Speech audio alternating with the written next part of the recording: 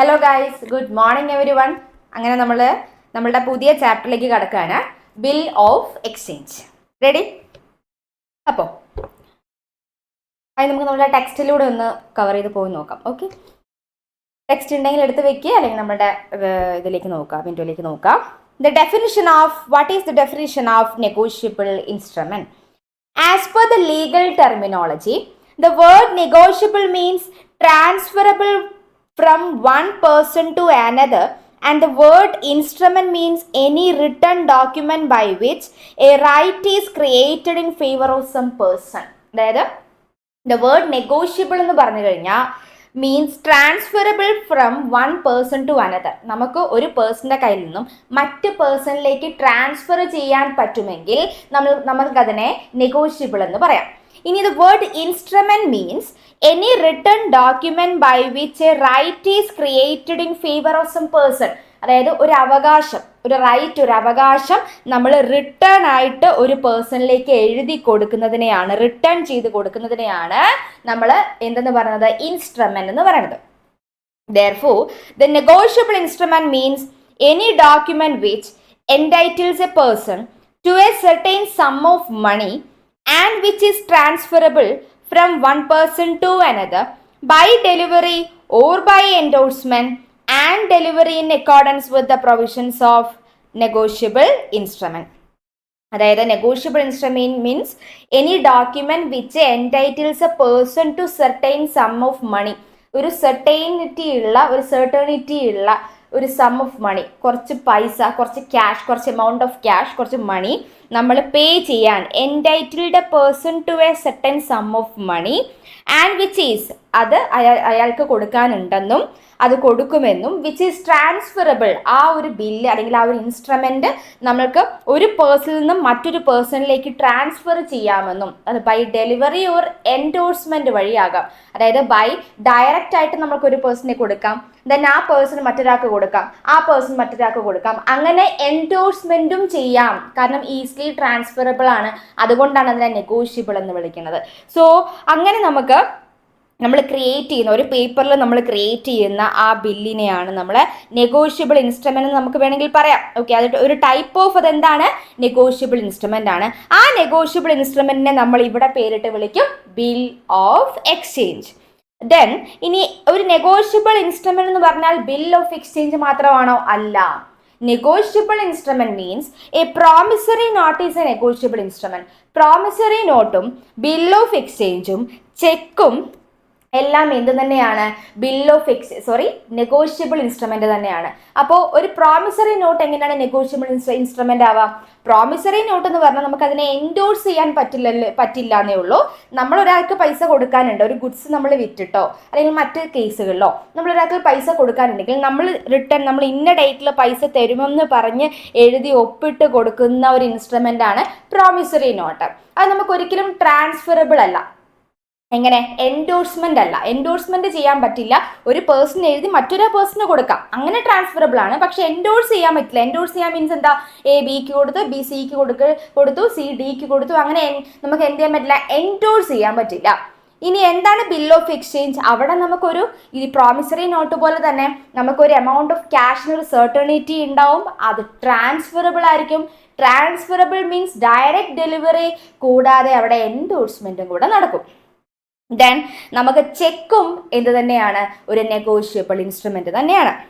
Okay, ഇനി the negotiable instrument is an act to define and amend the law relating to promissory note, bill of exchange and cheque. ഈ 3 തരത്തിലുള്ള negotiable ഇൻസ്ട്രുമെന്റ്സിനെ അവരുടെ നിയമങ്ങൾ, ആ നിയമങ്ങളെ amend ചെയ്യാനും ഡിഫൈൻ എന്തെന്ന് വിവരിക്കാനുമുള്ള ആക്റ്റാണ് നെഗോഷ്യബിൾ ഇൻസ്ട്രുമെന്റ് ആക്ട് 1881 എന്ന് പറയുന്നത്. റെഡി? ഇനി എന്താണ് അപ്പോൾ അതിന് നമുക്ക് ഇവിടെ പഠിക്കാനുള്ളത്? പ്രോമിസറി നോട്ടിനെ പറ്റിയല്ല, ചെക്കിനെ പറ്റിയല്ല. നമുക്ക് ഡിസ്കസ് ചെയ്യാനുള്ളത് ഇതിനെ പറ്റിയിട്ടാണ്, ബിൽ ഓഫ് എക്സ്ചേഞ്ചിനെ പറ്റിയിട്ടാണ്. ദെൻ അക്കോർഡിംഗ് ടു, ഇത് മാത്രം ഒന്ന് വായിക്കാം. According to section 5 of negotiable instrument act, a bill of exchange is an instrument in writing. അതായത് ബിൽ ഓഫ് എക്സ്ചേഞ്ച് എന്ന് പറഞ്ഞാൽ ഇൻ റൈറ്റിംഗ് ആയിരിക്കണം, അതൊരു കണ്ടീഷൻ. ഇനി next condition, containing an unconditional order. Unconditional means ഒരു കണ്ടീഷൻ വെച്ചിട്ട് നമുക്കൊരു ഈ ഇൻസ്ട്രുമെന്റ് ക്രിയേറ്റ് ചെയ്താൽ നമുക്കതിനെ ബിൽ ഓഫ് എക്സ്ചേഞ്ച് എന്ന് വിളിക്കാൻ പറ്റില്ല. ഒരു കണ്ടീഷൻ വെച്ചിട്ട് നമുക്കിപ്പോൾ പറയാണ് ഇന്ന പൈസ അല്ലെങ്കിൽ ഇത്ര രൂപ ഞാൻ നിങ്ങൾക്ക് തരാം, നിങ്ങൾ ഈ കണ്ടീഷൻ പാലിക്കണം, അല്ലെങ്കിൽ നിങ്ങൾ ഈ ഗുഡ്സ് വിറ്റ് കഴിഞ്ഞാൽ, അല്ലെങ്കിൽ നാളെ ആ ഗുഡ്സ് നിങ്ങൾ ഇത്ര ഗുഡ്സ് അല്ലെങ്കിൽ എനിക്ക് വേണ്ടി മറ്റൊരു ഗുഡ്സ് വാങ്ങിക്കഴിഞ്ഞാൽ, അതൊരു കണ്ടീഷനാണ്. ആ ഒരു കണ്ടീഷൻ അവിടെ വെച്ച് കഴിഞ്ഞാൽ ബില്ലിന് എന്താണ് പ്രസക്തി ഉള്ളത്? കാരണം കണ്ടീഷൻ വെച്ച് കഴിഞ്ഞാൽ അവിടെ എന്താണ്, ആ കണ്ടീഷൻ സാറ്റിസ്ഫൈ ചെയ്യാതെ പാലിക്കാതെ നമുക്ക് ഈ ബില്ലിന്റെ പൈസ മറ്റാൾക്ക് കിട്ടുമോ? ഇല്ല. ഫോർ എക്സാമ്പിൾ, ഇവിടെ എ ബിക്ക് സാധനം വിൽക്കുമ്പോൾ ബിക്ക് പൈസ കൊടുക്കാൻ ഇപ്പോൾ ഇല്ല. അപ്പോൾ എ എന്ത് ഡ്രോ ചെയ്യും? ഒരു ബില്ല് ഡ്രോ ചെയ്തിട്ട്, ഒരു പ്രോമിസറി നോട്ട് പോലെ തന്നെ മറ്റൊരു ബില്ല് ഡ്രോ ചെയ്തിട്ട് പറഞ്ഞു ഇത്രാം ദിവസം അല്ലെങ്കിൽ ഇന്ന ദിവസം എന്ത് ചെയ്യണം, ഇത്രാം ദിവസം അല്ലെങ്കിൽ 30 ദിവസത്തിനകം സെർട്ടൻ സം ഓഫ് മണി അല്ലെങ്കിൽ 10,000 റുപ്പീസ് തരണം എന്ന് പറഞ്ഞിട്ട് ഒരു പ്രോമിസറി നോട്ട് എഴുതി സൈൻ ചെയ്യും. ഓക്കെ, ഇനി ഇതിനകത്ത് പറയാനൊരു കണ്ടീഷൻ, വിത്തിൻ 30 days 10,000 റുപ്പീസ് എനിക്ക് തരണം. എങ്ങനെയാണെങ്കിൽ കണ്ടീഷൻ വെക്കുകയാണ് അവിടെ നമ്മളോട്, അല്ലെങ്കിൽ ബി കണ്ടീഷൻ വെക്കുകയാണ് അല്ലെങ്കിൽ എ കണ്ടീഷൻ വെക്കുകയാണ് എന്ത്, അല്ലെങ്കിൽ ഇത്ര രൂപയുടെ ഗുഡ്സും കൂടെ അഡീഷണൽ മേടിക്കണം എന്ന് പറഞ്ഞാൽ അവിടെ എന്താണ്, കണ്ടീഷണൽ ഓർഡർ ആണ്. കണ്ടീഷണൽ ഓർഡർ എന്ന് പറഞ്ഞാൽ അവിടെ ഒരിക്കലും ബിൽ ഓഫ് എക്സ്ചേഞ്ച് ആവില്ല. കാരണം കണ്ടീഷൻ വന്നു കഴിഞ്ഞാൽ ആ കണ്ടീഷൻ പാലിക്കാതെ സാറ്റിസ്ഫൈ ചെയ്യാതെ ആ ബില്ലിന്റെ എമൗണ്ട് ഡ്രോയർക്ക് കിട്ടത്തില്ല. മനസ്സിലായോ? അപ്പോൾ അതുകൊണ്ട് തന്നെ ബിൽ ഓഫ് എക്സ്ചേഞ്ച് എപ്പോഴും ഒരു അൺകണ്ടീഷണൽ ഓർഡർ ആയിരിക്കണം. Signed by the maker directing a certain person to pay a certain sum of money only to or order of certain person or to the bearer of the instrument. അതായത് ഈ person sign ചെയ്ത, അതായത് ആരാണോ ഈ bill make ചെയ്യുന്നത് ആ make ചെയ്യുന്ന maker അതിനെ എന്ത് ചെയ്യണം, സൈൻ ചെയ്യണം. And directing a certain person to pay a certain sum of money, അല്ലെങ്കിൽ പിന്നെ ആ പറഞ്ഞ ബില്ലിൽ ഒരു ഡയറക്ഷൻ ഉണ്ടാവണം, എന്ത്, ഒരു ഓർഡർ ഉണ്ടാവണം. എന്ത് ഓർഡറാണ് ഉണ്ടാവുന്നത്?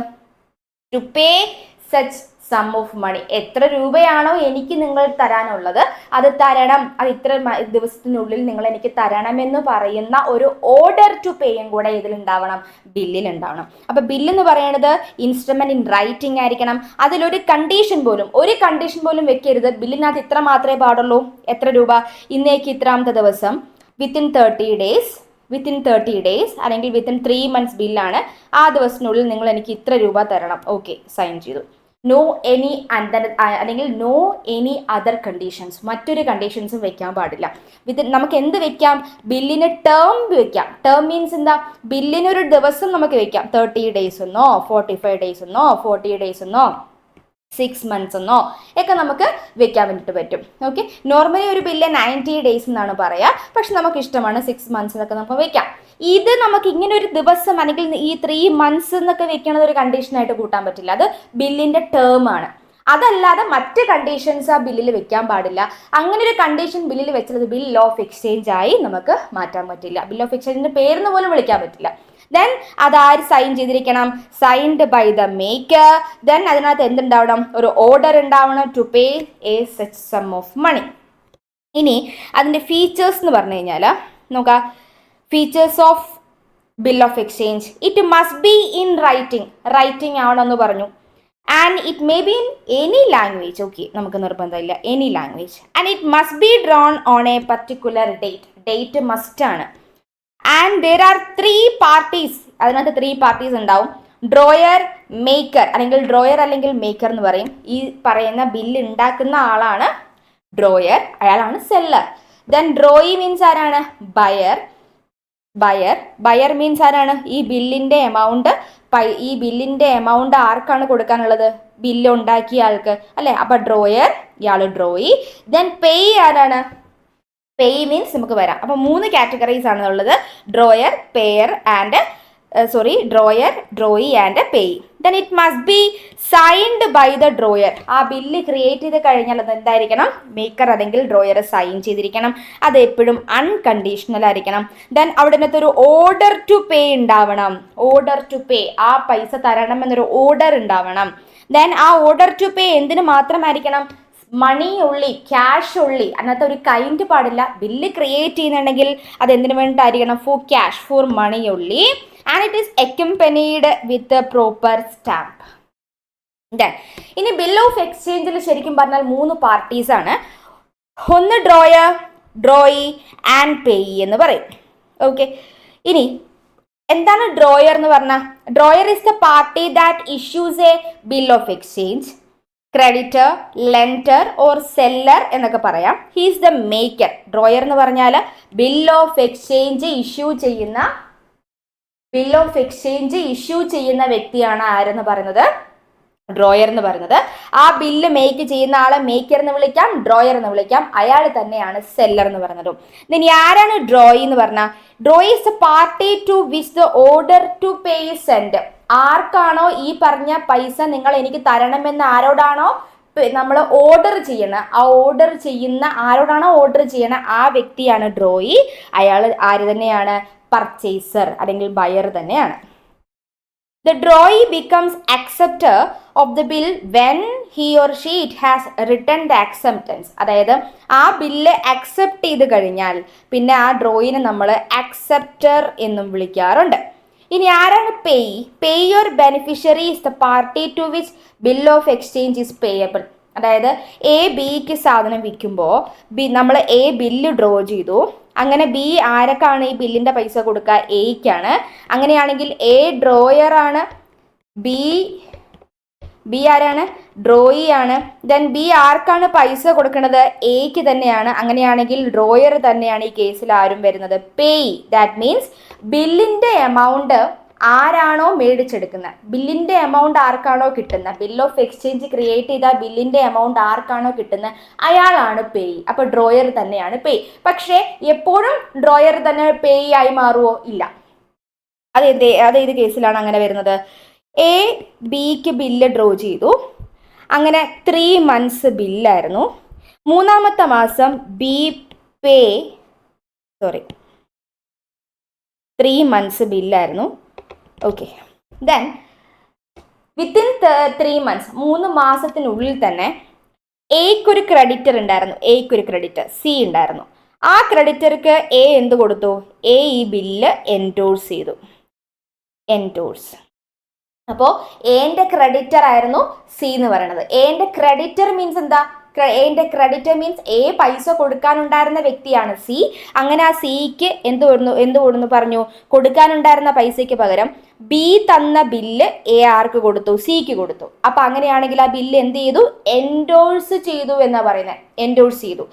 ദെൻ അങ്ങനെയാണെങ്കിൽ ആ ബില്ല് 3-ാമത്തെ മാസം ഈ ബില്ല് മാറി ക്യാഷ് ആയിട്ട് എൻക്യാഷ് ചെയ്യാൻ പറ്റുക ആർക്കാണ്? സിക്കാണ്. സോ ഈ കേസിൽ സി ആണ് ഇവിടെ നമുക്ക് ആരായി മാറുന്നത്? പേയ് ആയി മാറുന്നത്. കാരണം ബില്ലിന്റെ പൈസ ആർക്കാണോ കിട്ടുന്നത്, ആ ബില്ല് ഹോൾഡർ ആരാണോ അയാളാണ് പേയ്. ഓക്കെ, മനസ്സിലായല്ലോ?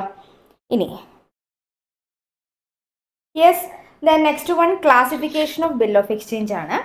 അത് നോട്ട് മച്ച് ഇമ്പോർട്ടൻറ്റ്, പക്ഷെ നമുക്ക് MCQ ചോദിക്കാൻ ഒരു ചാൻസ് ഉള്ള ഒരു ഏരിയ തന്നെയാണ്. ഓക്കെ, ഇനി classification of bill of exchange means എത്ര ടൈപ്പ് ഓഫ് ബില്ലുകൾ ഉണ്ടെന്നുള്ളതാണ്. ഓക്കെ, ഫസ്റ്റ് ഡോക്യുമെന്ററി ബിൽ എന്നാണ് പറയാം. In this bill of exchange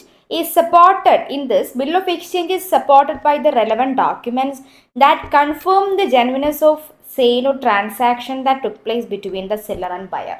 അതായത് ശരിക്കും പറഞ്ഞാൽ ഒരു സെല്ലറും ബയറും തമ്മിൽ ഒരു സെയിൽ ട്രാൻസാക്ഷൻ നടന്നു, അല്ലെങ്കിൽ ഒരു സെയിൽ ട്രാൻസാക്ഷൻ നടന്നിട്ടുണ്ടെന്ന് തെളിയിക്കാനുള്ള ആ ജെനുവിനിറ്റി തെളിയിക്കാനായിട്ട് നമുക്കതിനെ സപ്പോർട്ടീവായിട്ട്, ആ ബില്ലിന് സപ്പോർട്ടീവായിട്ട് നമുക്ക് റെലവൻ്റ് ആയിട്ടുള്ള, അല്ലെങ്കിൽ എന്താ പറയുക, bill of lading, bill of entry, അല്ലെങ്കിൽ ഇൻവോയ്സ്, ഇങ്ങനെയുള്ള സപ്പോർട്ടിങ് ഡോക്യുമെൻസും കൂടെ നമുക്ക് ചേർത്ത് വെക്കാൻ പറ്റുന്ന ബില്ലാണെങ്കിൽ നമുക്കതിനെ ഡോക്യുമെൻ്ററി ബിൽ എന്ന് വിളിക്കാം. സെക്കൻഡ് വൺ ഡിമാൻഡ് ബിൽ എന്നാണ് പറയാം. Demand bill means the bill is payable when it is demanded.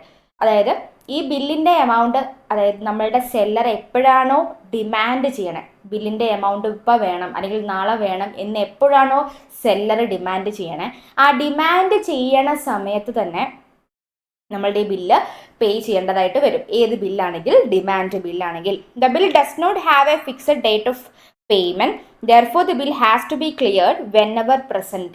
എപ്പോഴാണോ ബില്ല് പ്രസന്റ് ചെയ്യേണ്ടത് അല്ലെങ്കിൽ ഡിമാൻഡ് ചെയ്യണ സമയത്ത് ബയർ സെല്ലർക്ക് പൈസ കൊടുക്കേണ്ടതായിട്ട് വരും. അതിനൊരിക്കലും ഒരു ഫിക്സഡ് ഡേറ്റ് ഓഫ് ഇല്ല, fixed date of payment date ഇല്ല. അങ്ങനെയുള്ള ബില്ലാണെങ്കിൽ നമുക്ക് അതിനെ ഡിമാൻഡ് ബിൽ എന്ന് പറയാം. Then usance bill means it is a time bound bill. അതായത് പേയ്മെന്റ് ഡേറ്റ് ബില്ലിൽ പറയുന്നുണ്ടെങ്കിൽ ഇത് യൂഷ്വൻസ് ബില്ലാണ്. അപ്പോൾ ആ പേയ്മെന്റ് ഡേറ്റിൽ ബില്ലിന്റെ പേയ്മെന്റ് ബയർ സെല്ലർക്ക് കൊടുത്താൽ മതി. ഇനി ഇൻലാൻഡ് ബില്ലും ഫോറിൻ ബില്ലും ഉണ്ട്. ഇൻലാൻഡ് ബിൽ എന്ന് പറഞ്ഞാൽ inland bill is payable only in one country and not in any other foreign country. അതായത് ഏത് രാജ്യത്താണോ ഈ ബില്ല് ഇഷ്യൂ ചെയ്യണത് ആ രാജ്യത്ത് തന്നെ നമുക്ക് എന്ത് ചെയ്യാൻ പറ്റുള്ളൂ, ഈ ബില്ലിന്റെ എമൗണ്ട് മാറി എൻകാഷ് ചെയ്ത് ക്യാഷായിട്ട് എൻകാഷ് ചെയ്യാനായിട്ട് പറ്റുള്ളൂ. Then what is foreign bill? Foreign bill എന്ന് പറഞ്ഞു കഴിഞ്ഞാൽ the bill can be paid outside India. Two examples of foreign bill are export bill, import bill. Foreign bill means നമുക്ക് ഒരു സെല്ലർ ഈസ് ഇൻ ഇന്ത്യ ആണ്, buyer is from outside India ആണെങ്കിൽ ബയർക്ക് ഇന്ത്യയിലേക്ക് നമുക്ക് പേയ്മെന്റ് നമുക്ക് എൻകാഷ് ചെയ്യാൻ പറ്റുന്നത് എങ്ങനെയാണ്? ഫോറിൻ ബില്ലാണെങ്കിൽ നമുക്ക് ഏതെങ്കിലും ഒരു പാർട്ടി ഔട്ട്സൈഡ് ഇന്ത്യയിലായിരിക്കും. അപ്പോൾ ഏത് കൺട്രിയിൽ വേണമെങ്കിലും ഈ ബില്ലിന് നമുക്ക് എൻകാഷ് ചെയ്യാനായിട്ട് പറ്റും. അപ്പോൾ ഇത് bill can be paid outside India. അപ്പോൾ എവിടെ വേണമെങ്കിലും ഈ ബില്ല് നമുക്ക് പേ ചെയ്യാം. ഇന്ത്യക്കുള്ളിലോ അല്ലെങ്കിൽ ഈ ബില്ലിന്റെ എമൗണ്ട് എവിടെ ഇന്ത്യക്ക് പുറത്തോ എൻകാഷ് ചെയ്യാനായിട്ട് പറ്റും. പക്ഷേ ഇൻലാൻഡ് ബില്ലാണെങ്കിൽ ജസ്റ്റ് ഓപ്പോസിറ്റ് ടു ഫോറിൻ ബില്ലാണ്. അതായത് ഏത് രാജ്യത്താണോ അത് ഇഷ്യൂ ചെയ്ത് അവിടെ തന്നെ നമുക്ക് ഇതിനെ എൻകാഷ് ചെയ്യാനായിട്ട് പറ്റുള്ളൂ. ഇനി എന്താണ് ക്ലെയിം ബിൽ എന്ന് പറഞ്ഞാൽ this bill does not have any proof of a document, so the interest is comparatively higher than other bills. Claim bill എന്ന് പറഞ്ഞാൽ പറയുകയാണെങ്കിൽ ഇപ്പോൾ X sell goods to Y, അങ്ങനെ എക്സ് എന്ത് ചെയ്തു വൈക്ക് ഗുഡ്സ് വിറ്റപ്പോൾ എക്സ് ഒരു ബില്ലും കൂടെ ഡ്രോ ചെയ്തിട്ടാണ് വൈക്ക് ഗുഡ്സ് വിറ്റത്. There is no other documents will be attach to this bill. അതായത് ഈ ബില്ലിനോട് എന്ത് അറ്റാച്ച് ചെയ്യുന്നില്ല, അതിനോട് സപ്പോർട്ടീവ് ആയിട്ടുള്ള ഒരു ഇൻവോയ്സോ അല്ലെങ്കിൽ മറ്റ് അതർ ഡോക്യുമെന്റ്സ് ഒന്നും സപ്പോർട്ടീവായിട്ട് നമ്മൾ വെക്കുന്നില്ല. ഈ എക്സ് വൈക്ക് ഗുഡ്സ് സെൽ ചെയ്തപ്പോൾ തന്നെ എക്സ് എന്ത് ചെയ്തു, വൈനോട് ഈ ബില്ല് ഡ്രോ ചെയ്തത്. അപ്പോൾ ഇതെന്ത് ബില്ലാണ്? ക്ലീൻ ബില്ലാണ്. അവിടെ സപ്പോർട്ടീവ് ഡോക്യുമെന്റ്സ് ഇല്ല. ഇനി എന്താണ് അക്കോമഡേഷൻ ബില്ല്? അക്കോമഡേഷൻ ബില്ല് എന്ന് പറഞ്ഞാൽ ഒരു ഫിനാൻഷ്യൽ ഹെൽപ്പ്, ഒരു അസിസ്റ്റൻസ് കൊടുക്കുന്ന ബില്ലാണ് അക്കോമഡേഷൻ എന്ന് പറഞ്ഞാൽ.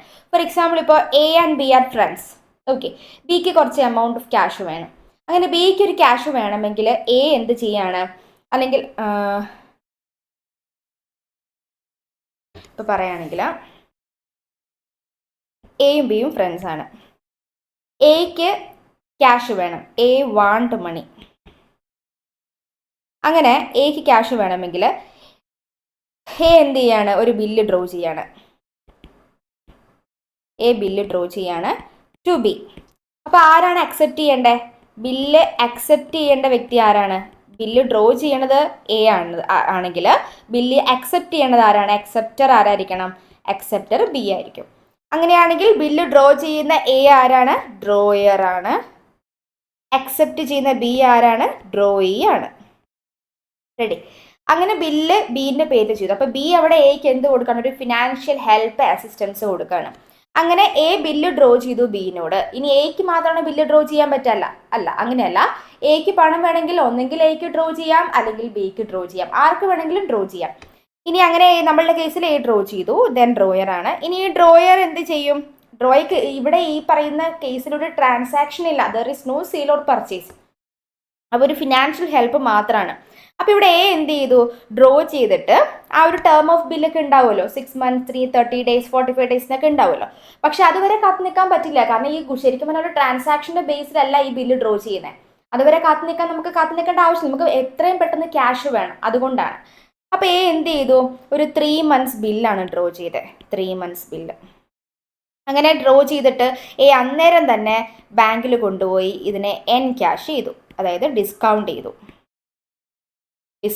എന്തുകൊണ്ട് ഡിസ്കൗണ്ട് ചെയ്യാൻ കാരണം? അതായത് 3 months ബില്ലാണ്. ആ 3 months ടേം ഓഫ് ബില്ലിൽ 3ാമത്തെ മാസമാണ് ബാങ്കിൽ കൊണ്ടുപോയി കൊടുക്കാൻ പറ്റുള്ളൂ അല്ലേ. പക്ഷെ അതിന് മുന്നേ കൊടുത്തിട്ടുണ്ടെങ്കിൽ ബാങ്ക് ക്യാഷ് ആയിട്ട് നമുക്ക് തരും, അത് ബില്ല് മാറി നമുക്ക് ക്യാഷ് തരും. അങ്ങനെ കൊടുക്കുന്നുണ്ടെങ്കിൽ ബില്ല് മാറി ക്യാഷ് തരുമ്പോൾ അവിടെ ഈ ബാങ്ക് എന്ത് പിടിക്കും? ഡിസ്കൗണ്ട് എന്ന് പറഞ്ഞൊരു ചാർജ് പിടിക്കും. ഓക്കെ, അങ്ങനെ ഡിസ്കൗണ്ട് പിടിച്ചിട്ട് എന്ത് ചെയ്തു? എൻകാഷ് ചെയ്ത് കിട്ടി. ആർക്ക് കിട്ടി? എൻകാഷ് ചെയ്ത് എക്ക് കിട്ടി. ഇനി 3ാമത്തെ മാസം ആകുന്ന സമയത്ത് ബാങ്ക് ആരോടാണ് ചോദിക്കുക? ബാങ്ക് ചോദിക്കുക ആരോടാ? എനോടല്ല, ബിനോടാണ് ചോദിക്കുക. കാരണം ഇവിടെ ബില്ല് അക്സെപ്റ്റ് ചെയ്തിരിക്കുന്ന ആരാണ്? ബി ആണ്. അപ്പോൾ ശരിക്കും പറഞ്ഞാൽ ഈ കേസിൽ അക്സെപ്റ്റർ ആരാണോ അയാളാണ്, ബില്ല് അക്സെപ്റ്റ് ചെയ്ത വ്യക്തിയാണ് ആർക്ക് കൊടുക്കാനുള്ളത്? അക്സെപ്റ്റർ ഡ്രോയർക്ക് കൊടുക്കാനുള്ളത്. ഈ ബില്ല് അക്സെപ്റ്റ് ചെയ്ത വ്യക്തി ആരാണോ ആ വ്യക്തിയാണ് സെല്ലർക്ക് പൈസ കൊടുക്കാനായിട്ടുണ്ടാവുക. അതെ, ബില്ല് മേക്ക് ചെയ്ത മേക്കർക്ക് ഡ്രോയർക്ക് പൈസ കൊടുക്കാനായിട്ടുണ്ടാവുക ആരാണ്? ബില്ല് അക്സെപ്റ്റ് ചെയ്ത വ്യക്തിയാണ്, ഡ്രോയിയാണ്. അപ്പോൾ ബാങ്ക് ആരോടാ ചോദിക്കുക? ബിനോടാ ചോദിക്കുക. കാരണം ബി ആണ് അക്സെപ്റ്റർ, ഡ്രോയി. ഈ കേസിൽ ബിനോട് ചോദിക്കും. ബി അവിടെ കൊടുക്കാനായിട്ടില്ല എങ്കിൽ, ബിക്ക് അവിടെ പൈസ കൊടുക്കാനായിട്ടില്ല എങ്കിൽ അവിടെ നമുക്ക് ഒരിക്കലും ഈ പറഞ്ഞ ബാങ്കിന് നമുക്ക് എന്ത് ചെയ്യാൻ പറ്റും? സ്യൂ ചെയ്യാൻ പറ്റും, ഒരു സ്യൂട്ട് ഫയൽ ചെയ്യാൻ പറ്റും. പക്ഷെ അതൊരിക്കലും വാലിഡ് ലീഗൽ ക്ലെയിം നമുക്ക് എപ്പോഴും ഒരു വീക്ക് ആയിരിക്കും. കാരണം ഇവിടെ എന്തില്ല? ട്രാൻസാക്ഷൻ ഇല്ല, ഒരു ട്രാൻസാക്ഷൻ ഇല്ല, ഒരു കൺസിഡറേഷൻ ഇല്ല. ഈ എയ്ക്കും ബിക്കും തമ്മിലൊരു കൺസിഡറേഷൻ ഉണ്ടോ? ഇല്ല, കൺസിഡറേഷൻ ഇല്ല. അവിടെ ഒരു ട്രാൻസാക്ഷൻ ഇല്ല. അതുകൊണ്ട് അവിടെ സ്യൂട്ട് ചെയ്താലും legal claim will be weak ആയിരിക്കും. ഓക്കെ. പക്ഷേ അക്കോമഡേഷൻ ബിൽ എന്ന് പറയുന്നത് നമുക്ക് ഒരിക്കലും ഇല്ലീഗൽ എന്ന് പറയാൻ പറ്റില്ല. പക്ഷെ ഒരു കൺസിഡറേഷനോ അല്ലെങ്കിൽ ഒരു ട്രാൻസാക്ഷൻ ഇല്ലാത്തത് കൊണ്ട് നമുക്ക് അതിനെ ഒരിക്കലും വാലിഡ് ആയിരിക്കും, പക്ഷെ ലീഗൽ ക്ലെയിം വീക്ക് ആയിരിക്കും. അതുകൊണ്ടാണ് കേട്ടോ. റെഡി? അപ്പം നമുക്ക് ഈ ചാപ്റ്റർ, ഇതാണ് അക്കോമഡേഷൻ ബിൽ എന്ന് പറഞ്ഞാൽ. അക്കോമഡേഷൻ ബിൽ എന്ന് പറഞ്ഞാൽ ഒരാൾക്ക് വേണ്ടി ഹെൽപ്പ് ചെയ്യാണ്, അവിടെ ഒരു ട്രാൻസാക്ഷൻ ഇല്ല. ഓക്കെ. ഇനി നമുക്ക് ഈ ചാപ്റ്ററിൽ പഠിക്കാനുള്ളത് അക്കോമഡേഷൻ ബിൽ ഉണ്ട്, പക്ഷെ ഏറ്റവും കൂടുതൽ മെയിൻ ഏരിയ എന്ന് പറഞ്ഞാൽ ഏത് ഏരിയ എന്നറിയോ? ട്രേഡ് ബില്ലാണ്, ട്രേഡ് ബില്ല്. അപ്പോൾ അക്കോമഡേഷൻ ബില്ല് നമ്മൾ പറഞ്ഞു.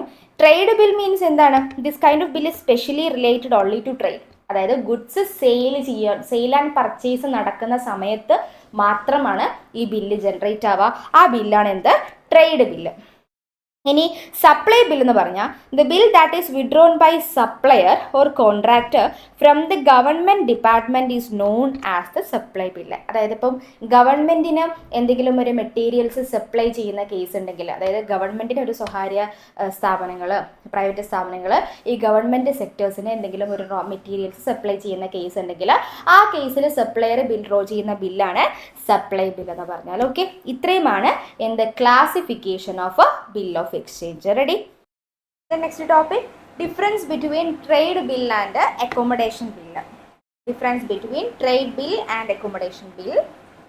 These bills are drawn to trade bill um accommodation bill. Trade bill these bills are drawn to facilitate the trade transactions of sale and purchase of goods. അതായത് trade transaction, trading activity എന്ന് പറഞ്ഞിട്ടുണ്ടെങ്കിൽ എന്താ?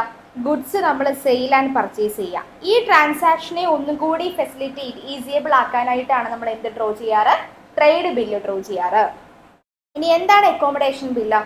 Accommodation bill are drawn to help someone to finance needs. അതായത് മറ്റൊരാൾക്ക് അല്ലെങ്കിൽ വേറൊരാൾക്ക് പൈസ അല്ലെങ്കിൽ ക്യാഷിന് ആവശ്യം വരുമ്പോൾ ഒരു ഫിനാൻഷ്യൽ ഹെൽപ്പിന് വേണ്ടി നമ്മൾ ഇഷ്യൂ ചെയ്യുന്ന, നമ്മൾ ഡ്രോൺ ചെയ്യുന്ന ബില്ലാണ് അക്കോമഡേഷൻ ബില്ല്. ഇനി കൺസിഡറേഷൻ ഉണ്ടോ ഇല്ലോ എന്നുള്ളതാണ് ചോദ്യം.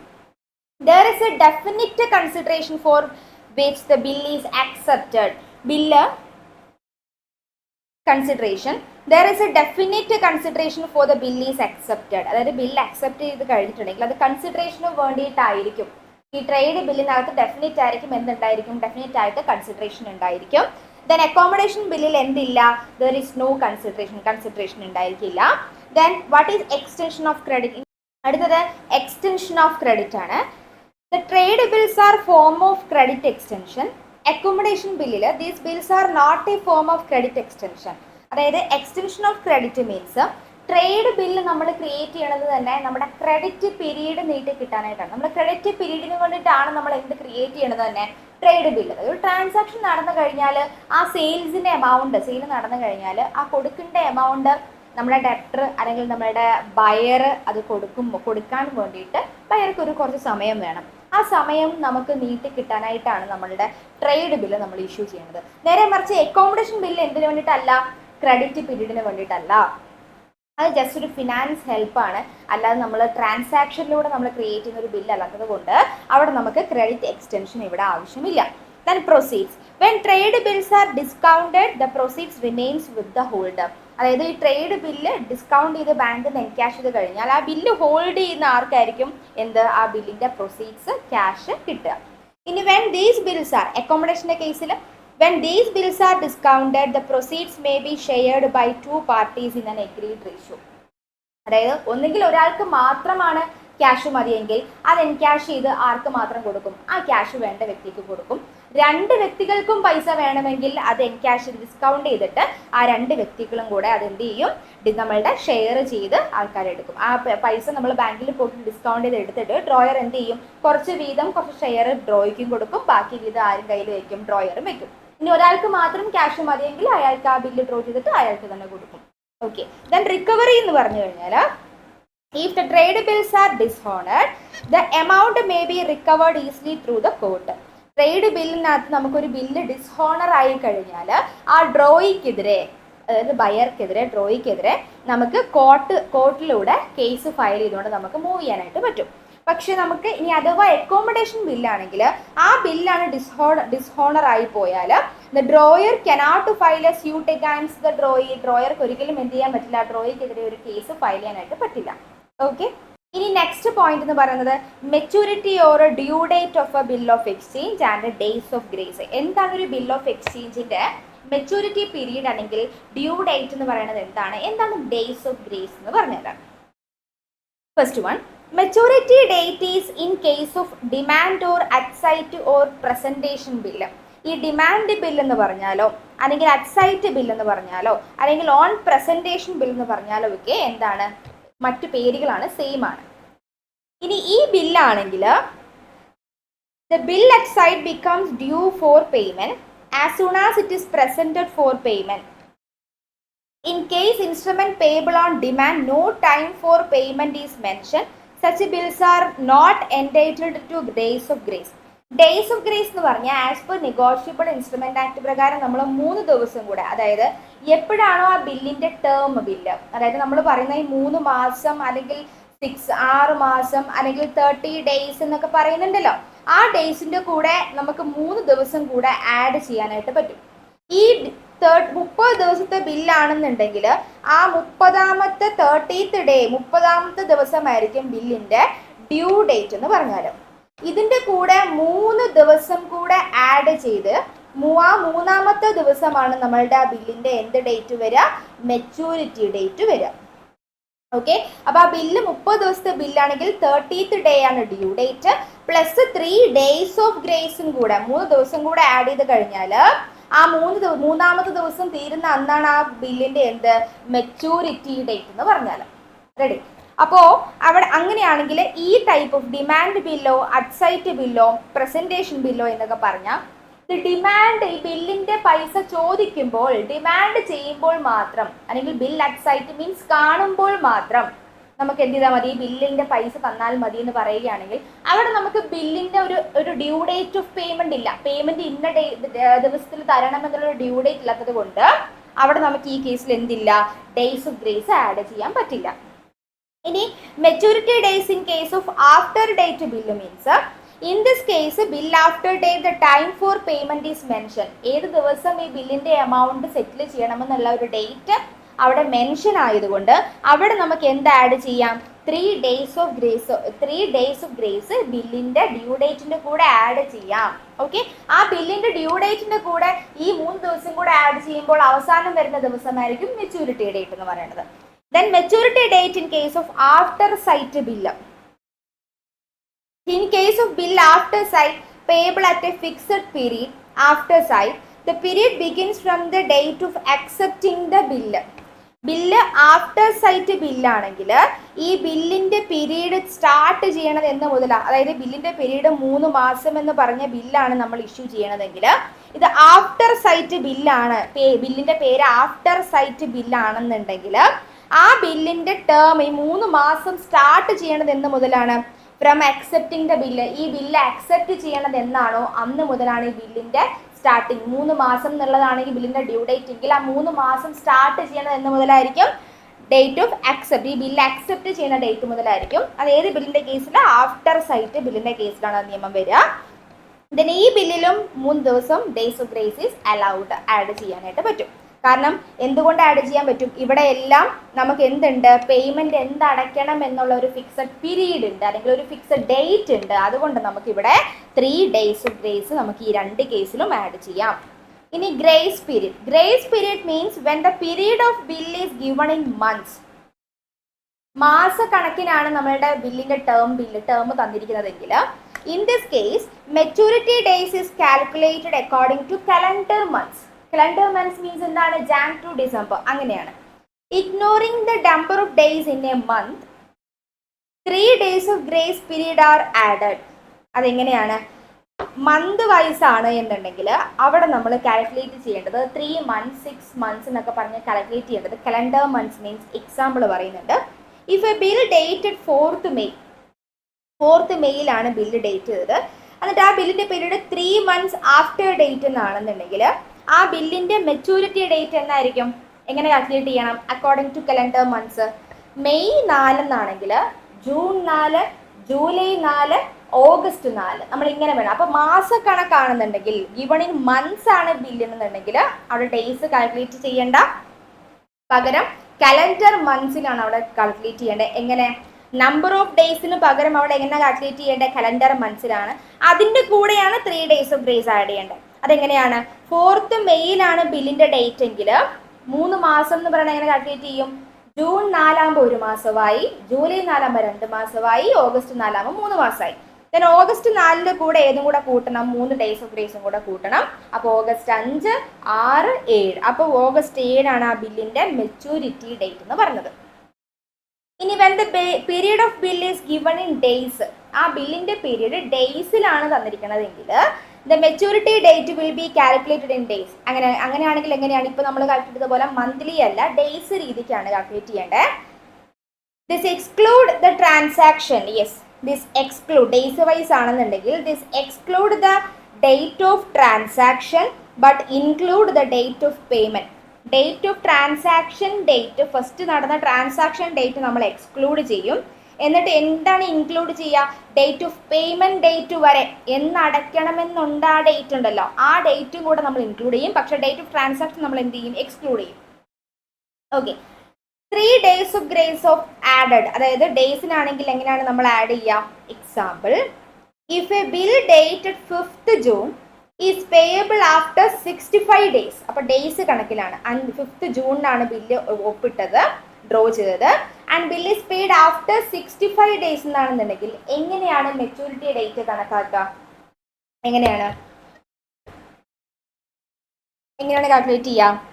5th June മുതൽ 65 days കഴിഞ്ഞിട്ടെന്ന് പറഞ്ഞാൽ നമ്മൾ എന്ത് എക്സ്ക്ലൂഡ് ചെയ്യുക എന്ന് പറഞ്ഞാൽ ഡേറ്റ് ഓഫ് ട്രാൻസാക്ഷൻ എക്സ്ക്ലൂഡ് ചെയ്യും.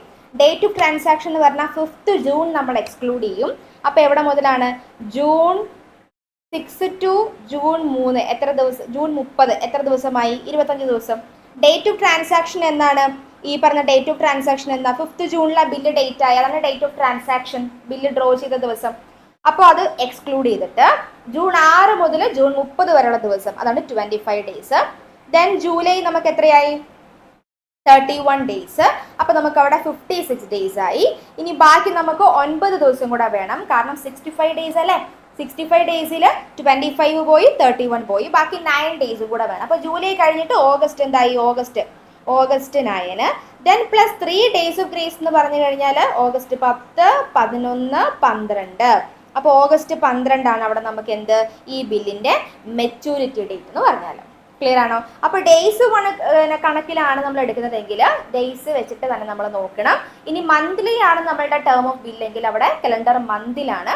അതാണ് നമ്മൾ നേരത്തെ പറഞ്ഞ മെയ് 4 മുതൽ 3 മാസം എന്നാണെങ്കിൽ ജൂൺ 4, ജൂലൈ 4, ഓഗസ്റ്റ് 4. ഇനി ഡേയ്സ് കണക്കാണ് 65 days എന്ന് പറഞ്ഞു കഴിഞ്ഞാൽ അവിടെ നമ്മൾ ശ്രദ്ധിക്കുന്ന ഒരു കാര്യം ഡേറ്റ് ഓഫ് ട്രാൻസാക്ഷൻ എക്സ്ക്ലൂഡ് ചെയ്യണം. അപ്പോൾ ബില്ല് ഡേറ്റ് ചെയ്യുന്നത് ജൂൺ 5 മുതലാണ്. ജൂൺ 5 മുതൽ 65 days എന്ന് പറഞ്ഞാൽ ജൂൺ 5 കുറച്ചിട്ട് ബാക്കി ജൂൺ 6 മുതൽ 30 വരെയുള്ള 25 days, ജൂലൈ 31 വരെയുള്ള 31 days, പിന്നെ ബാക്കി 65 ദിവസത്തിൽ എത്രയും കൂടെ വേണം? 9 കൂടെ വേണം. അപ്പോൾ അതായത് ഓഗസ്റ്റ് 9 പ്ലസ് 3 ദിവസം 3 days ഓഫ് ഗ്രേസ് 10, 11, 12. അപ്പോൾ ഓഗസ്റ്റ് 12. ഓക്കെ, മനസ്സിലായോ? ഇനി when maturity date falls on A national day, ഈ 3 days ഓഫ് ഗ്രേസും കൂടെ ആഡ് ചെയ്ത് വരുന്ന സമയം, ആ 3 days ഓഫ് ഗ്രേസ് മീൻസ് 3 ദിവസം കൂടെ ആഡ് ചെയ്ത് വന്നിട്ട് ഇവിടെ നമുക്ക് ഓഗസ്റ്റ് 12 എന്നുള്ള ഡേറ്റ് കിട്ടിയില്ലേ? ആ ഡേറ്റ് ഈ 12, അപ്പോൾ ഈ കിട്ടിയ 3 days ഓഫ് ഗ്രേസും കൂടെ ആഡ് ചെയ്ത് വരുന്ന ആ ഡേറ്റ്, ആ ലാസ്റ്റ് ഡേറ്റ്, ഇതുപോലെ കിട്ടുന്ന ആ ലാസ്റ്റ് ഡേറ്റ് എന്ന് പറയുന്നത് നാഷണൽ ഹോളിഡേ ആണ് എന്നുണ്ടെങ്കിൽ അവിടെ മെച്യൂരിറ്റി ഡേറ്റ് എന്നുള്ളത് പ്രിസീഡിങ് ഡേ ആണ്. Preceding day for example maturity date വന്ന് കാൽക്കുലേറ്റ് ചെയ്ത് വന്നപ്പോൾ January 26 ആയിപ്പോയി. അപ്പോൾ January 26 is A national holiday. അതുകൊണ്ട് തന്നെ അതിൻ്റെ തലേ ദിവസം പ്രിസീഡിങ് ഡേ അതെന്താണ് 25th January. അന്നാണ് എന്തായി മാറും, ആ ബില്ലിൻ്റെ മെച്യൂരിറ്റി ഡേറ്റ് ആയി മാറും. ഇനി അടുത്ത എക്സാമ്പിൾ പറയുകയാണെങ്കിൽ August 15 is A independence day, national holiday. അപ്പോൾ അതുകൊണ്ട് തന്നെ അങ്ങനെയാണെങ്കിൽ അതിൻ്റെ തലേ ദിവസം മെച്യൂരിറ്റി ഡേറ്റ് August 15 വന്നു കഴിഞ്ഞാൽ അതിൻ്റെ പ്രിസീഡിങ് ഡേ ആയിട്ടുള്ള August 14 ആയിരിക്കും എന്ത് നമ്മുടെ മെച്യൂരിറ്റി ഡേറ്റ് ആയി മാറാം. ഇത് നാഷണൽ ഹോളിഡേ ആണെങ്കിൽ മാത്രം.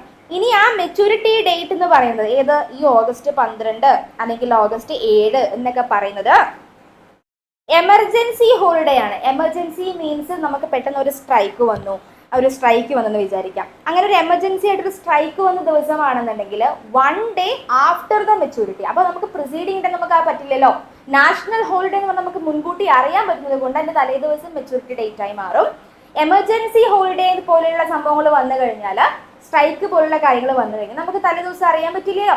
അപ്പോൾ അങ്ങനെയാണെങ്കിൽ പെട്ടെന്നുള്ള ഹോളിഡേയ്സ് ആണെങ്കിൽ നമുക്ക് അതിൻ്റെ പിറ്റേ ദിവസമായി മാറും. എന്നാണോ മെച്യൂരിറ്റി ഡേറ്റ്. ഫോർ എക്സാമ്പിൾ ഇപ്പോൾ August 12 നമ്മളുടെ മെച്യൂരിറ്റി ഡേറ്റ് എന്ന് പറയുന്നത്.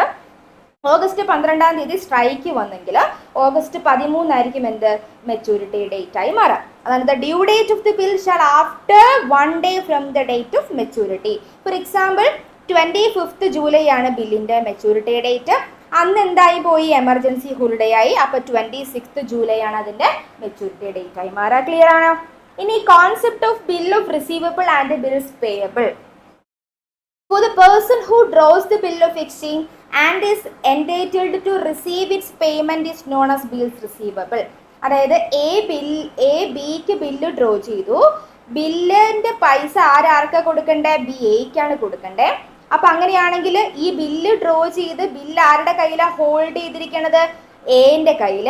അങ്ങനെയാണെങ്കിൽ ആ എക്ക് അത് ബില്ല് റിസീവ് ചെയ്യാനുള്ള ബില്ലാണ്, അത് ബിൽസ് റിസീവബിൾ ആണ്. ആ ബിൽസ് റിസീവബിൾ എനെ സംബന്ധിച്ചിട്ട് എന്താണ്, അസറ്റ് ആണ്. കാരണം ആ ബില്ലിന്മേൽ ക്യാഷ് കിട്ടാനുള്ളതാണ്.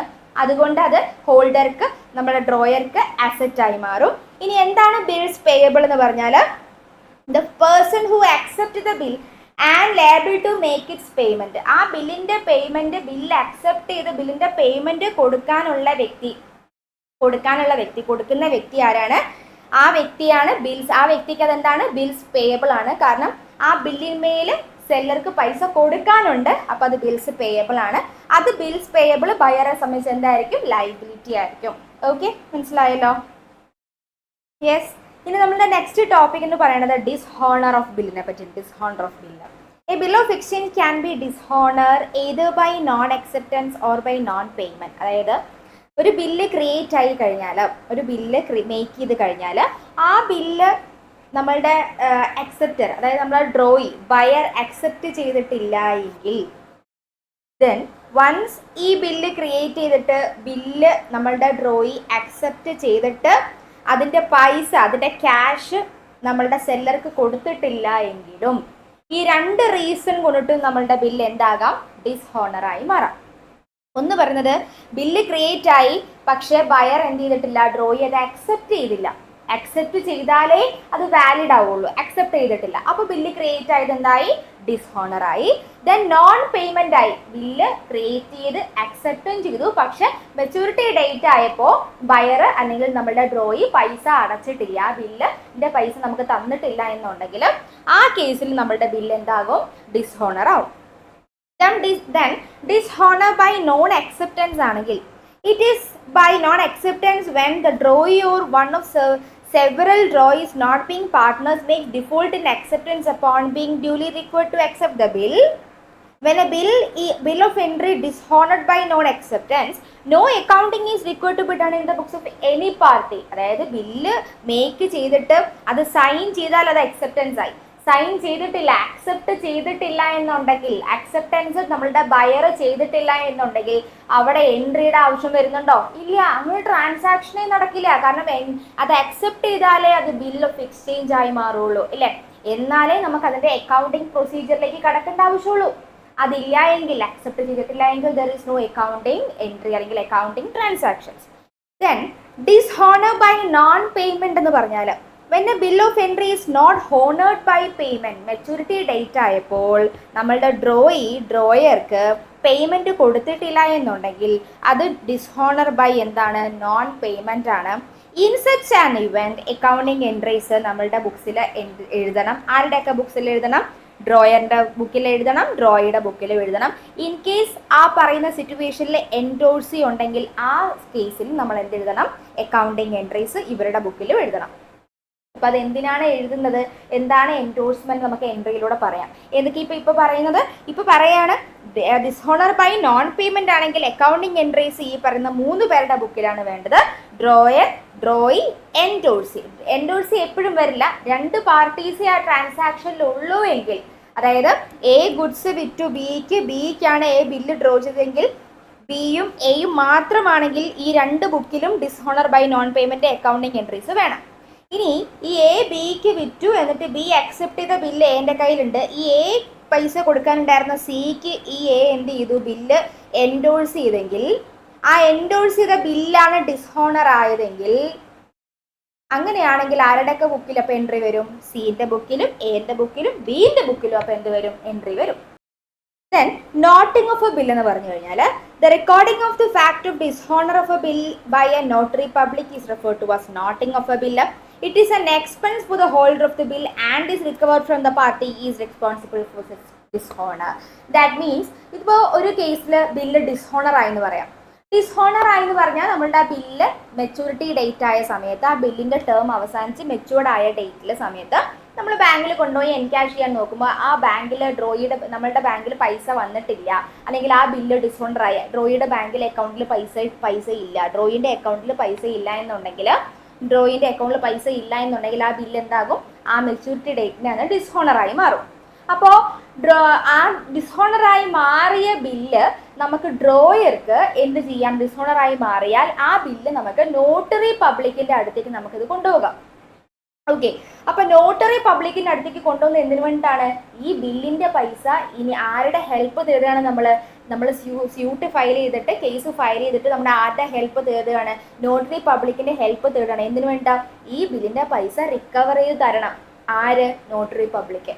അപ്പോൾ നോട്ടറി പബ്ലിക്കിൻ്റെ ഡ്യൂട്ടി എന്താ? ബില്ല് കൊണ്ട് നമ്മൾ കൊടുക്കുമ്പോൾ ഡ്രോയിനെ കണ്ടുപിടിച്ച് ഡ്രോയിൻ്റെ കയ്യിൽ നിന്ന് ആ എമൗണ്ട് റിക്കവർ ചെയ്ത് ഡ്രോയർക്ക് കൊടുക്കുക എന്നുള്ളതാണ് ഒരു നോട്ടറി പബ്ലിക്കിൻ്റെ ഡ്യൂട്ടി. അപ്പോൾ അങ്ങനെയാണെങ്കിൽ നോട്ടറി പബ്ലിക് ചാർജ് ചെയ്യുന്ന ഫീ ആണ് നോട്ടിംഗ് ഫീ. ആ നോട്ടിംഗ് ഫീ എന്ന് പറയുന്നത് ഹോൾഡറെ സംബന്ധിച്ചിട്ട്, ആ ബില്ലിൻ്റെ ഹോൾഡർ ആരാണോ, ഡ്രോയർ ആണെങ്കിൽ ആ ഡ്രോയറെ സംബന്ധിച്ചിട്ട് അത് എന്താണ് നോട്ടിംഗ് ഫീ എന്ന് പറയുന്നത്? എക്സ്പെൻസ് ആണ്. കാരണം ഡിസ്ഹോണറിന്റെ എക്സ്പെൻസ് ആരും മെറ്റ് ചെയ്തേ പറ്റുള്ളൂ, ഡ്രോയർ മെറ്റ് ചെയ്തേ പറ്റുള്ളൂ, കാരണം ഡ്രോയറിലെ കേസ് കൊടുത്തേ. അങ്ങനെ എക്സ്പെൻസ് ആണ്. ദെൻ ആ നോട്ടിംഗ് ഫീയും കൂടെ ചേർത്ത് പിന്നീട് ആരോട് റിക്കവർ ചെയ്യാം? ഡ്രോയിയോട് റിക്കവർ ചെയ്ത ഡ്രോയർക്ക് എടുക്കാം. Okay, then dishonour due to insolvency എന്ന് പറഞ്ഞു കഴിഞ്ഞാൽ when a bill of exchange is dishonored due to insolvency of the drawee or acceptor, either nothing is recovered from the drawee or acceptor, or partial amount is recovered from in full or and final settlement of the claim. In the books of the drawer, the amount is debited to bad debt, while in the books of the drawee, it is transferred to deficiency account. അതായത് once നമ്മളുടെ ഈ dishonour നടക്കുന്നത് drawee insolvent ആയി പോയത് മൂലമാണെങ്കിൽ, പാപ്പരായി പോയത് മൂലമാണെങ്കിൽ, ആ കേസിൽ നമ്മളുടെ ഡ്രോയർക്ക്, അതായത് വൺസ് നമുക്കിപ്പോൾ പറയുകയാണെങ്കിൽ ഈ എയും ബിയും ആണല്ലോ നമ്മളുടെ എക്സാമ്പിൾ ഉള്ളത്. ബി എന്തായി? ഇൻസോൾവെൻ്റ് ആയി. ഇവർ തമ്മിലുള്ള ട്രാൻസാക്ഷനിൽ 10,000 rupees ആണെന്ന് വിചാരിക്കാം. ബി ഇൻസോൾവെൻ്റ് ആയതുകൊണ്ട് ഇനി ബിൻ്റെ കയ്യിൽ നിന്ന് ആകെ 6,000 രൂപയെ കിട്ടുള്ളൂ. അപ്പോൾ എനെ സംബന്ധിച്ചിട്ട് ഇനി കിട്ടാനുള്ള 4,000 എന്ന് പറയുന്നത് എയ്ക്ക് അത് എന്താണ്? ബാഡ് ഡെപ്റ്റ് ആണ്. പിന്നീട് ആ അക്കൗണ്ട് ക്ലോസ് ആയി. ദെൻ ബിനെ സംബന്ധിച്ചിട്ട് അത് എന്താണ്? ഒരിക്കലും ബാഡ് ഡെപ്റ്റ് ആവോ? ഇല്ല.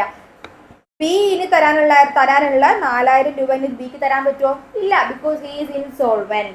അതുകൊണ്ട് ആ 4,000 ഏത് അക്കൗണ്ടിലേക്ക് പോകും? ഡെഫിഷ്യൻസി അക്കൗണ്ടിലേക്ക് പോകും. റെഡി? ഓക്കെ, പ്രോബ്ലത്തിലേക്ക് കിടക്കാം. അപ്പോൾ പ്രോബ്ലത്തിലേക്ക് കടക്കണമെങ്കിൽ ശരിക്കും പറഞ്ഞാൽ നമ്മളുടെ ടെക്സ്റ്റിലെ എൻട്രി നോക്കേണ്ട ആവശ്യമില്ല. പക്ഷെ ആ ടെക്സ്റ്റിലെ എൻട്രി വേണേൽ പറഞ്ഞിട്ട് മുന്നോട്ട് പോവാം അല്ലേ?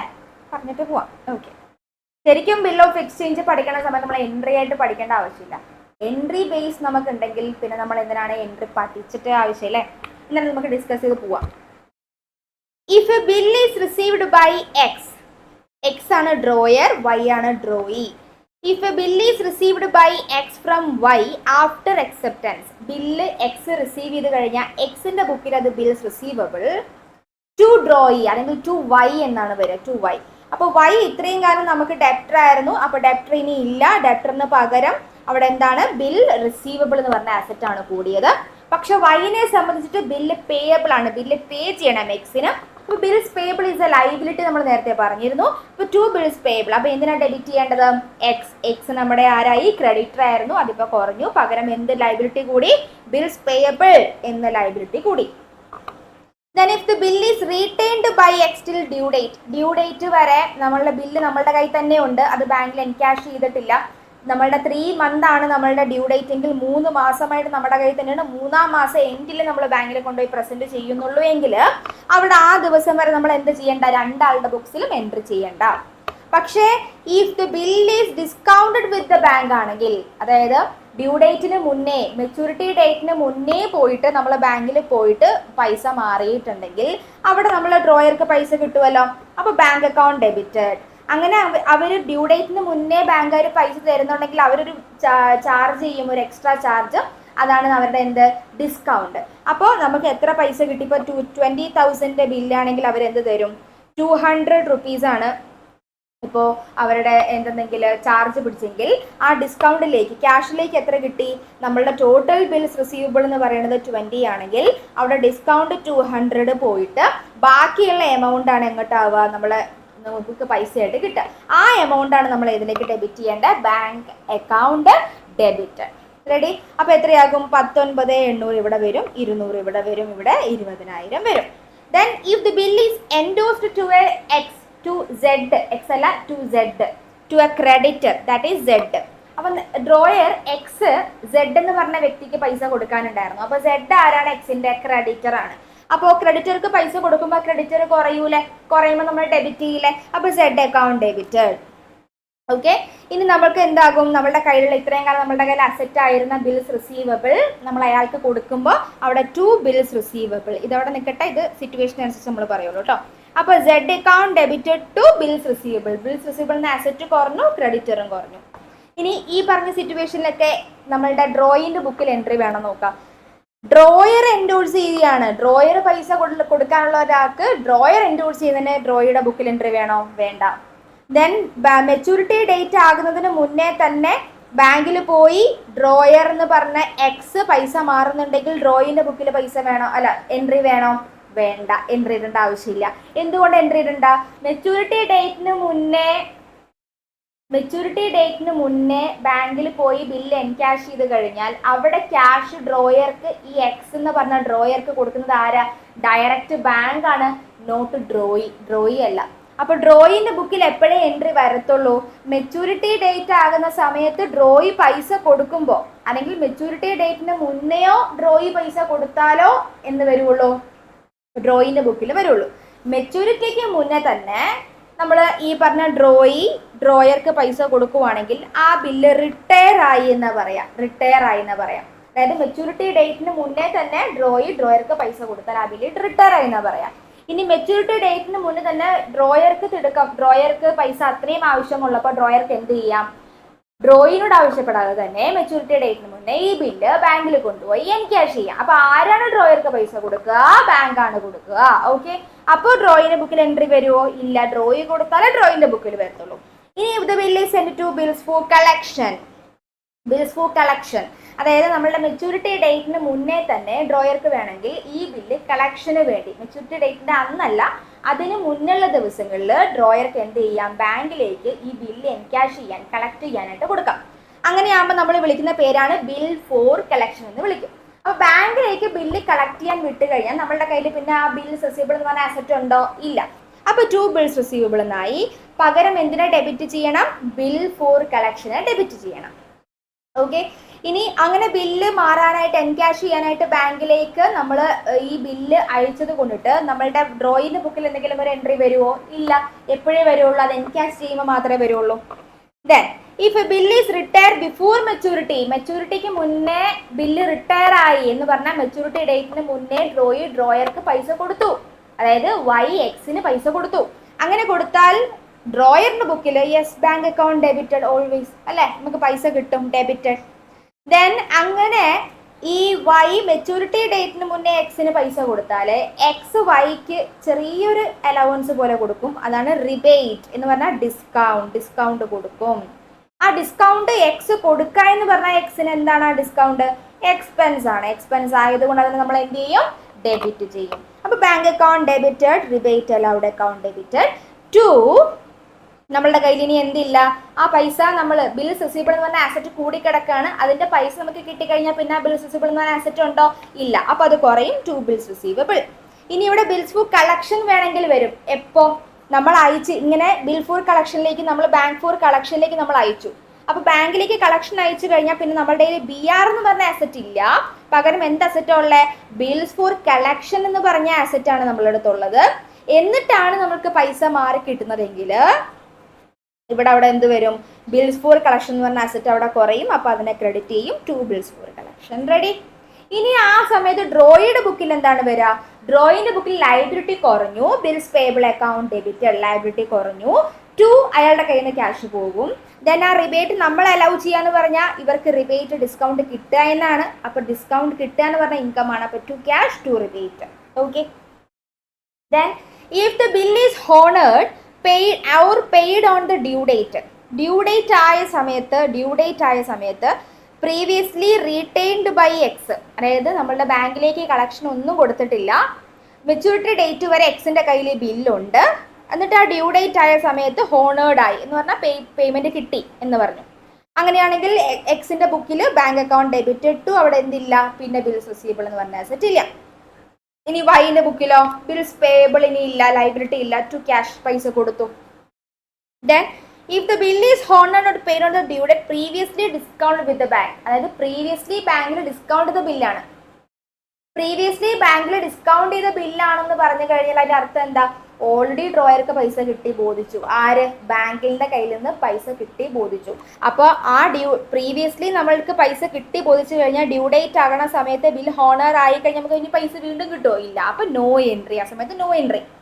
പക്ഷേ നമുക്ക് നേരത്തെ പൈസ കിട്ടി.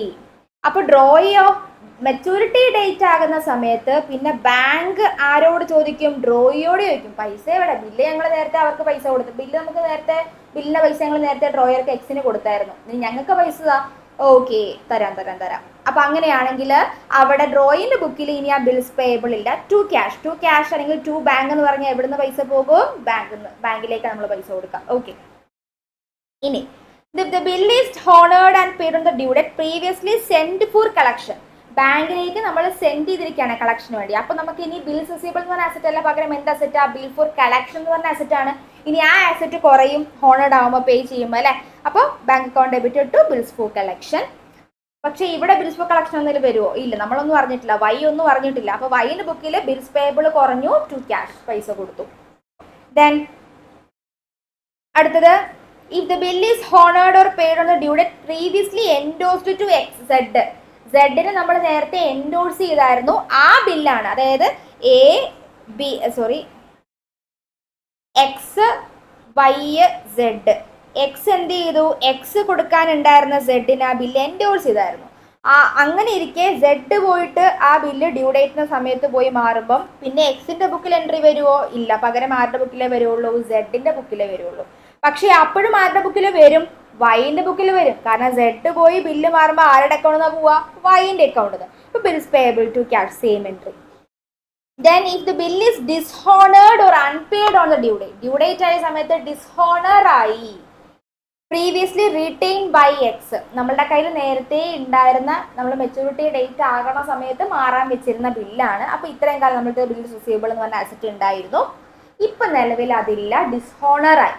ഡിസോണർ ആയാൽ നമ്മൾ കൊണ്ടുപോയി നോട്ടറി പബ്ലിക്കിന് കൊണ്ട് കൊടുത്തു കഴിഞ്ഞാൽ നമുക്ക് അതിന് എന്താകും? നമ്മൾ അതിന് നോട്ടിംഗ് ഫീയും കൂടെ കൊടുക്കേണ്ടി വരും അല്ലേ?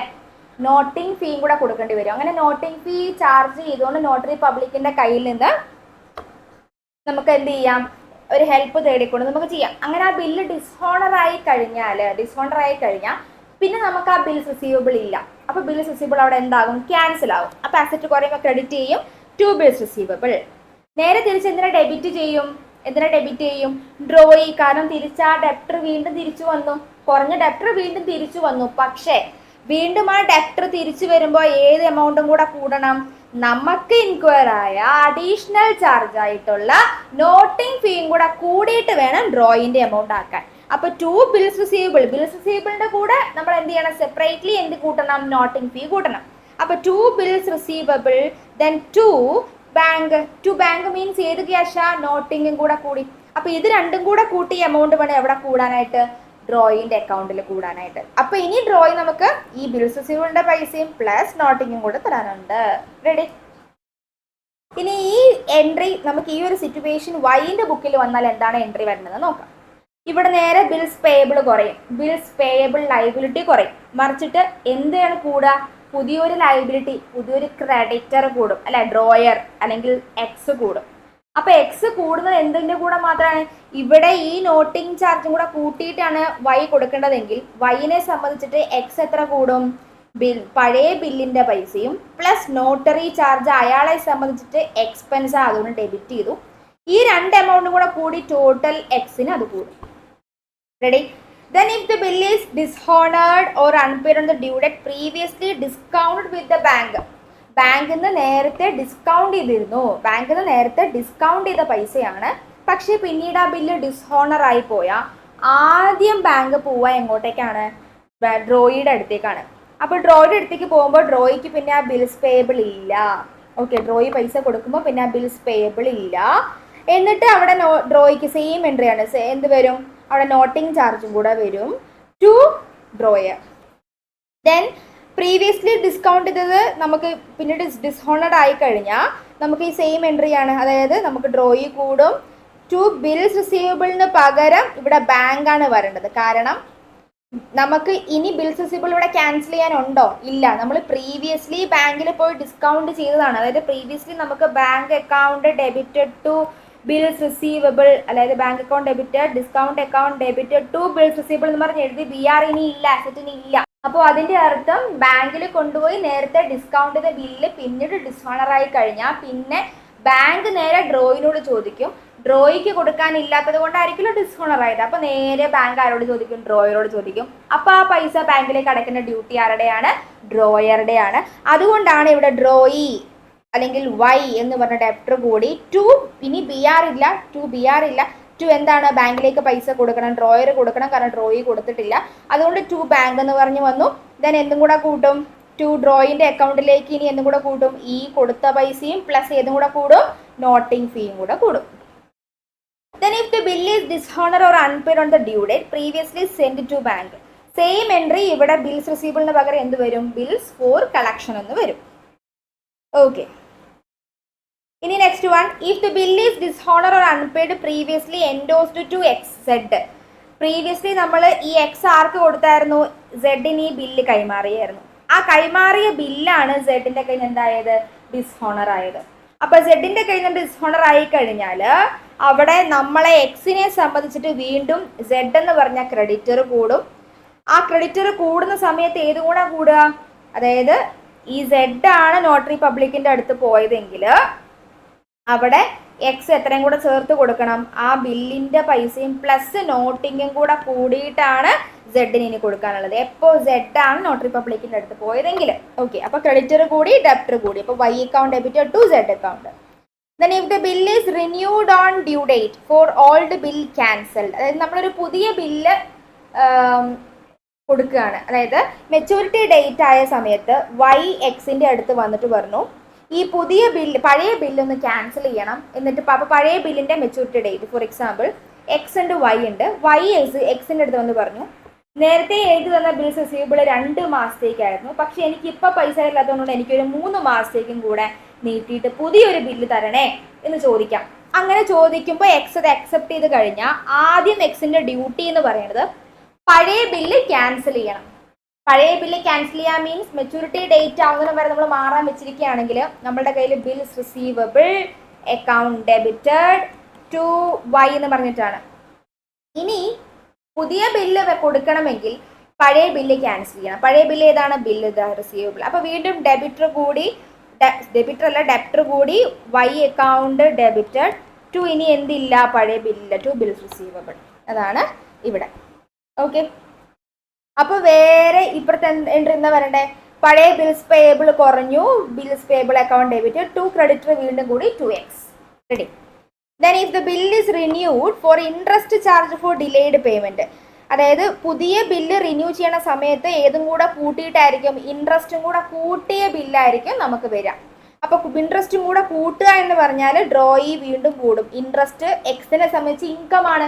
ഇൻട്രസ്റ്റും കൂടെ കൂട്ടി വൈൻ്റെ ഒക്കെ മേടിക്കുമ്പോൾ ഇൻട്രസ്റ്റ് എന്ന് പറയുന്നത് എക്സിന് ഇൻകം ആണ്. അപ്പോൾ 2 ഇൻട്രസ്റ്റ് എന്ന് വന്നു.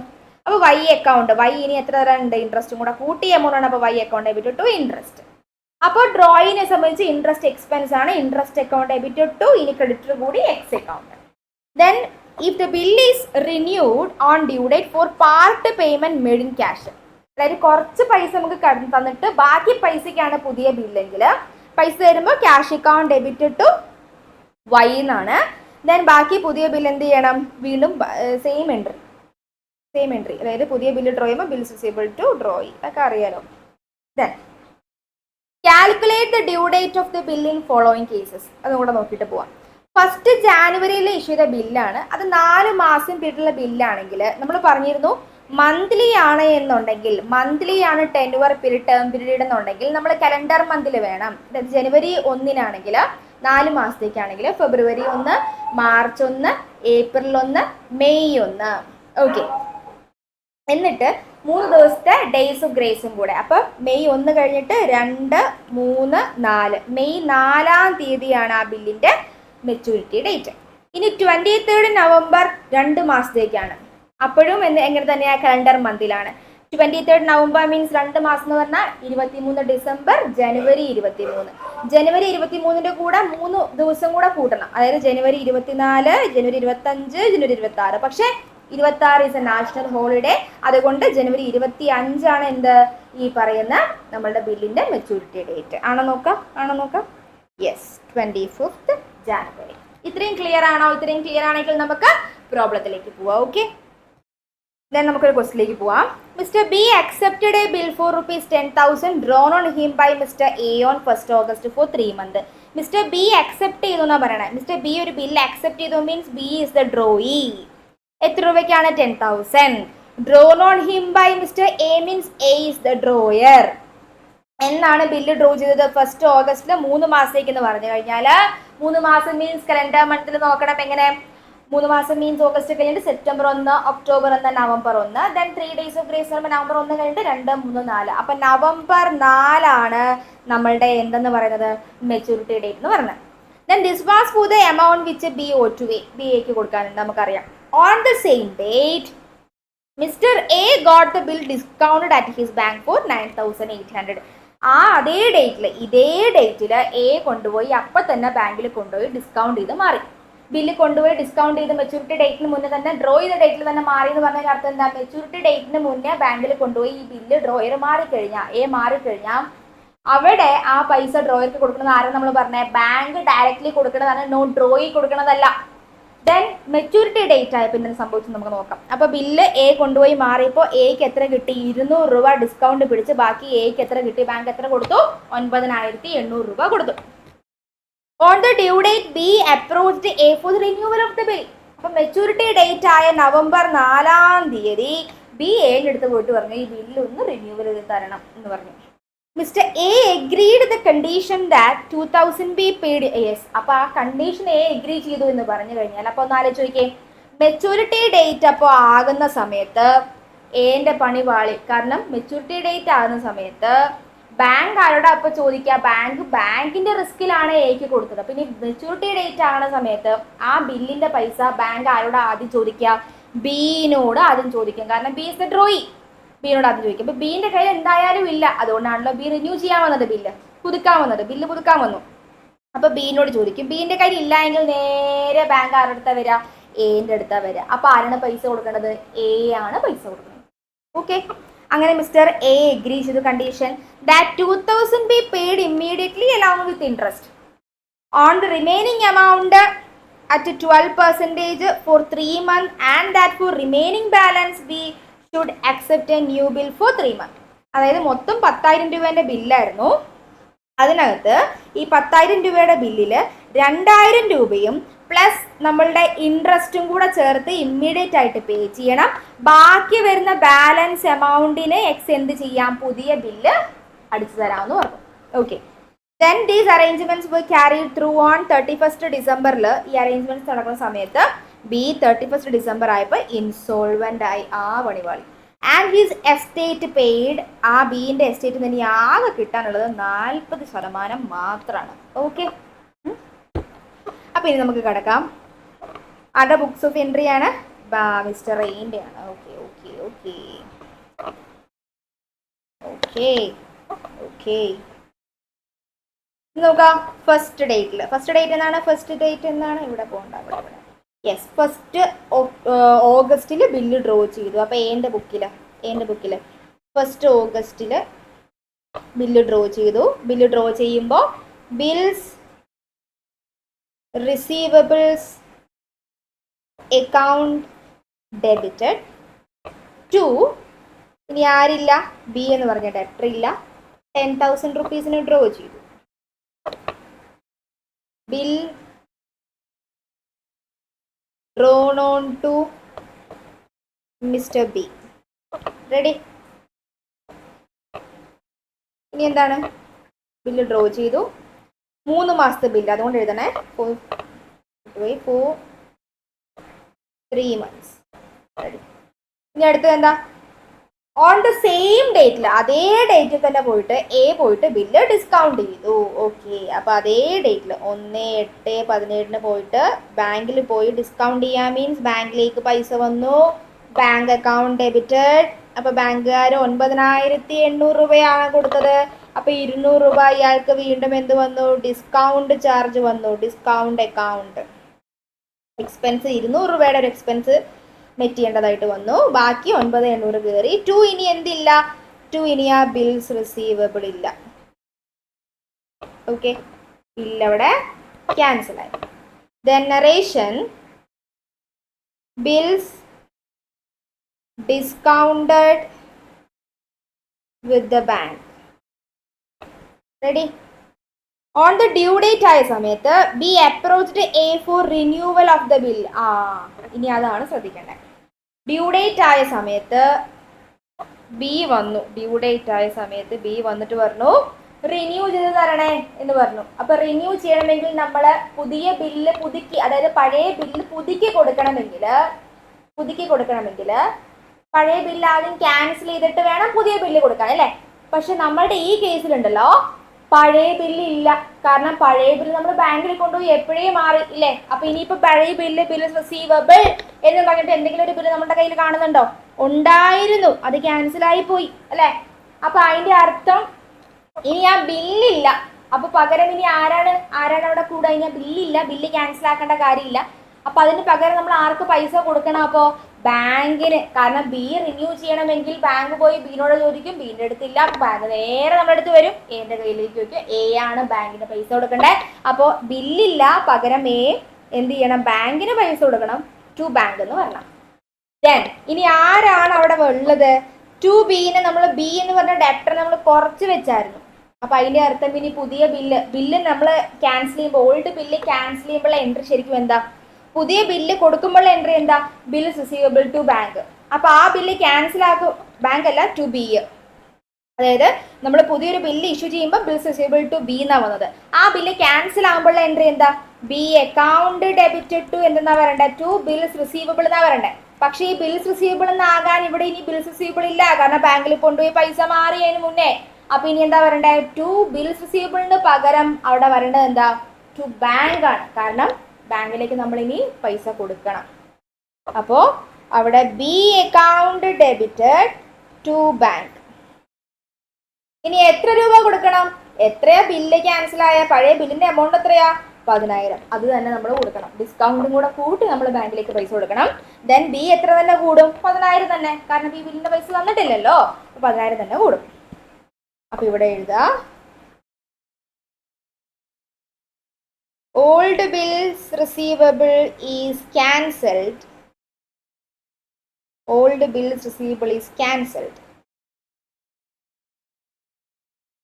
Ready? പറയുന്നത് ഓൺ ദ ഡ്യൂ ഡേറ്റ് ആയപ്പോൾ ബി അപ്രോച്ച് ചെയ്തു, മിസ്റ്റർ എ അത് എഗ്രി ചെയ്തെന്ന് പറയുന്നുണ്ട്. ദെൻ 2000 ബി ഇമ്മീഡിയറ്റ്ലി പേ ചെയ്യണം along with the interest on the remaining amount 12% per annum for 3 months and that for the remaining balance we should accept a new bill. അതായത് 10,000 രൂപയ്ക്കകത്തുണ്ടല്ലോ 2,000 രൂപ immediate ആയിട്ട് cash തരണം, plus നിങ്ങൾ ഇൻട്രസ്റ്റും കൂടി തരണം. ഇൻട്രസ്റ്റ് ഏതിന്മേൽ തരണം?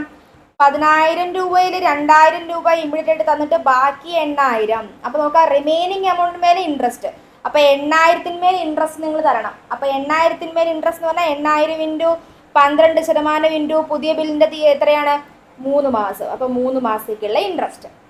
അപ്പോൾ 240 റുപ്പീസ് ആണത്. 240 റുപ്പീസ്. ഈ 240 റുപ്പീസും പ്ലസ് 2,000 കൂടെ ചേർത്തിട്ട് ഇമ്മീഡിയറ്റ് ആയിട്ട് തരണം.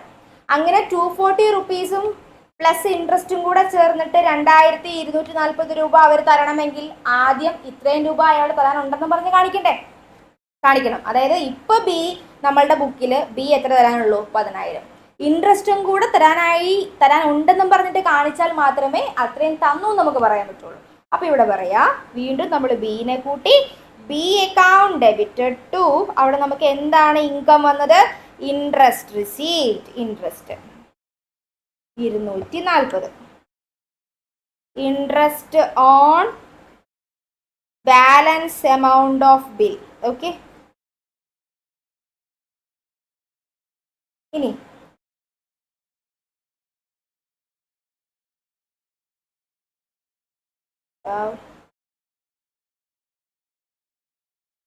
അടുത്തത് സെയിം ഡേറ്റിൽ നമുക്ക് പൈസ കയറാണ്. ഡ്യൂ ഡേറ്റ് ചെയ്ത് വെച്ചു. ഇനി ബാങ്കിലേക്ക് എത്ര പൈസ കയറും? 2,000 കയറും, 240 കയറും. ഓക്കെ, 2,240. ബാക്കിക്ക് നമ്മൾ പുതിയ ബില്ല് കൊടുക്കും. Bills receivable account debited. ബാക്കിക്ക് എത്രയാണ്? 8,000. അപ്പോൾ 2B ഇനി ഇവിടെ എത്ര ക്യാൻസൽ ആകും? ഇവിടെ ബി 10,000 പ്ലസ് 240, 10,240 രൂപ തരാനല്ലേ? അപ്പോൾ അങ്ങനെയാണെങ്കിൽ 2 ഇനി ഇവിടെ എന്തില്ല? ബി അക്കൗണ്ട് ഇല്ല, അവിടെ 10,240 റുപ്പീസ്. ഓക്കെ, അപ്പോൾ 2,000 is immediately paid along with the interest and balance for the balance amount new bill is issued. Okay, new bill is issued. Ready? ഇനി അടുത്തത്, these arrangements are carried through on 31st December. B became insolvent and his estate paid 40%.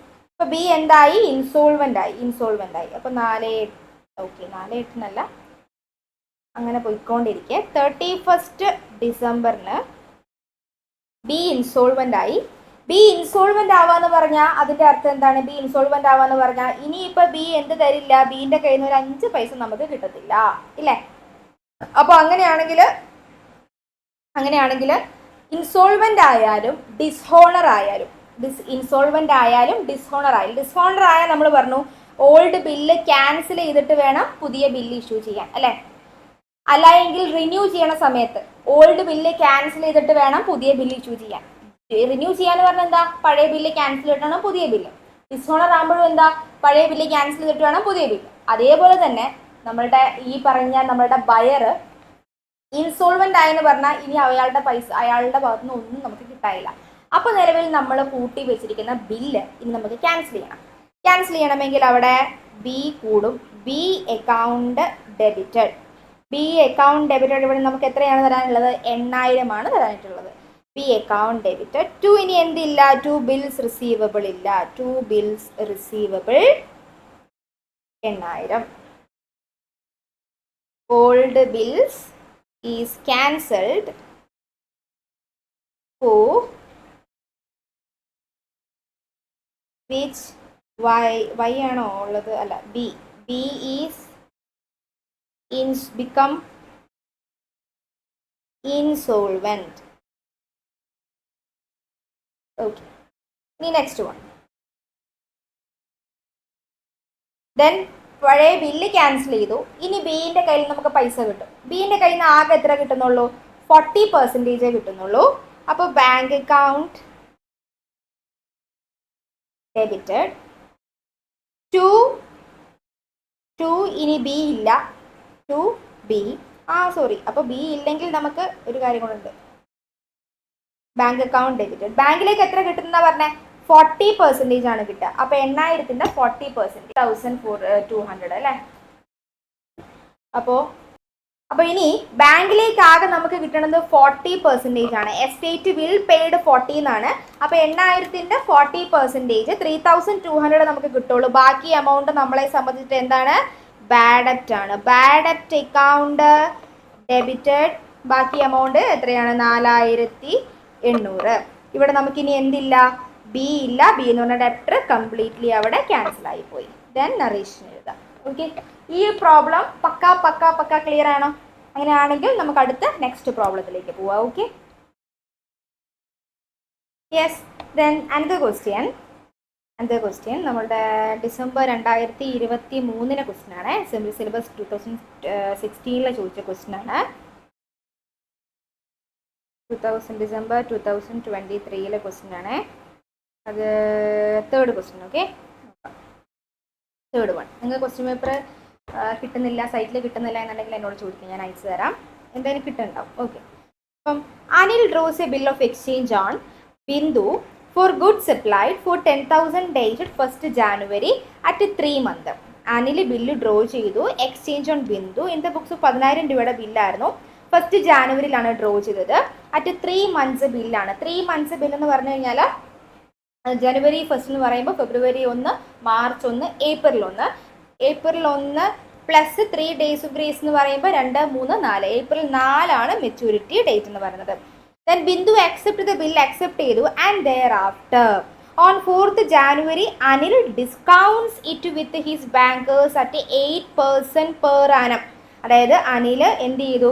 ആ 4th January കൊണ്ടുപോയിട്ട് ബാങ്കിൽ കൊണ്ടുപോയി discount ചെയ്തു. അതിൽ 8% per annum, 8% per annum എന്ത് ചെയ്തു? ഡിസ്കൗണ്ട് പിടിച്ചു. ദെൻ അപ്പോൾ ഡിസ്കൗണ്ട് എത്രയാണെന്ന് കണ്ടുപിടിക്കുക? 10,000 മേൽ 8% ഡിസ്കൗണ്ട് ആണ് പിടിച്ചത്. ഇൻറ്റു 8% പെർ ആനമ നമുക്ക് എത്ര മന്താ?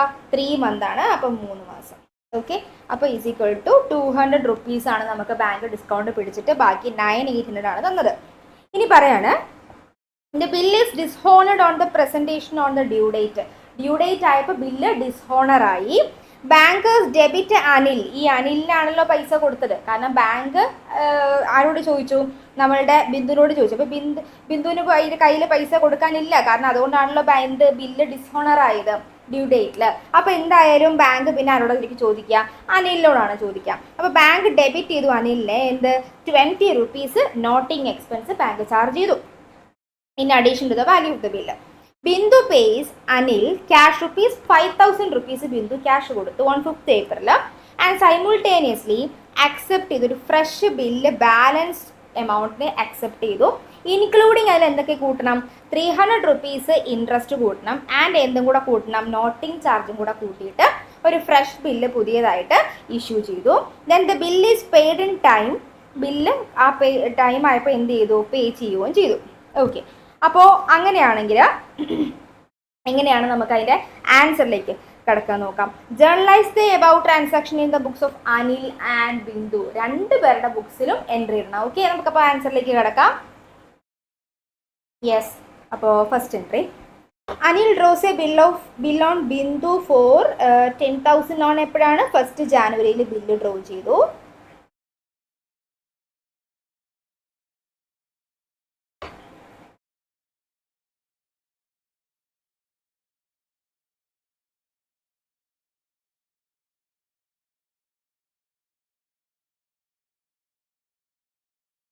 January 1 ബില്ല് ഡ്രോ ചെയ്തു.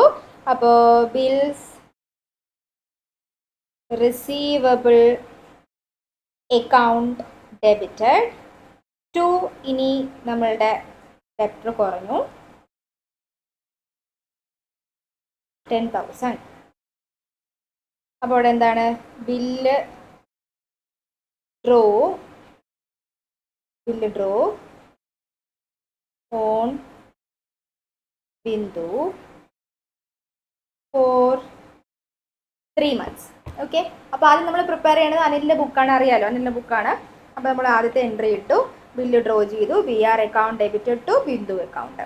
അപ്പോൾ അതേപോലെ തന്നെ സെയിം എൻട്രി എവിടെയും വരും, നമ്മളുടെ ബിന്ദുവിൻ്റെ അക്കൗണ്ടിലും വരും. ബിന്ദുവിൻ്റെ അക്കൗണ്ടിൽ സെയിം ഡേറ്റിൽ ജനുവരി 1 അവിടെ ഇനി ആരില്ല, അനിൽ എന്ന് പറഞ്ഞ ക്രെഡിറ്റർ ഇല്ല, ക്രെഡിറ്റർ കുറഞ്ഞു. Anil account debited to bills payable 10,000 bills payable അവിടെ ക്രിയേറ്റ് ചെയ്തു. അപ്പോൾ bill drawn by Anil being accepted. Okay, ഇതാണ് narration. Then second one, Bindu accept ചെയ്തു. Then thereafter on 4th ജാനുവരിയിൽ എന്ത് സംഭവിച്ചു, അനിൽ ഡിസ്കൗണ്ട് ചെയ്തു ബാങ്കിൽ പോയിട്ട് 8% ഡിസ്കൗണ്ട് റേറ്റിൽ. അപ്പോൾ അനിലിൻ്റെ ബുക്കിൽ 4th ജാനുവരി 4th ഇയർ അറിയില്ല, അതുകൊണ്ട് ഞാൻ ഇങ്ങനെ എഴുതുന്നത് കേട്ടോ. അപ്പോൾ ബാങ്കിൽ കൊണ്ടുപോയി ഡിസ്കൗണ്ട് ചെയ്തു. അപ്പോൾ ബാങ്കിലേക്ക് പൈസ വന്നു, ബാങ്ക് അക്കൗണ്ട് ഡെബിറ്റഡ്. എത്ര രൂപയാണ് വന്നത്, 10,000 ഇൻറ്റു 8% ഇൻറ്റു 3 മാസത്തേക്ക് അല്ലേ. അപ്പോൾ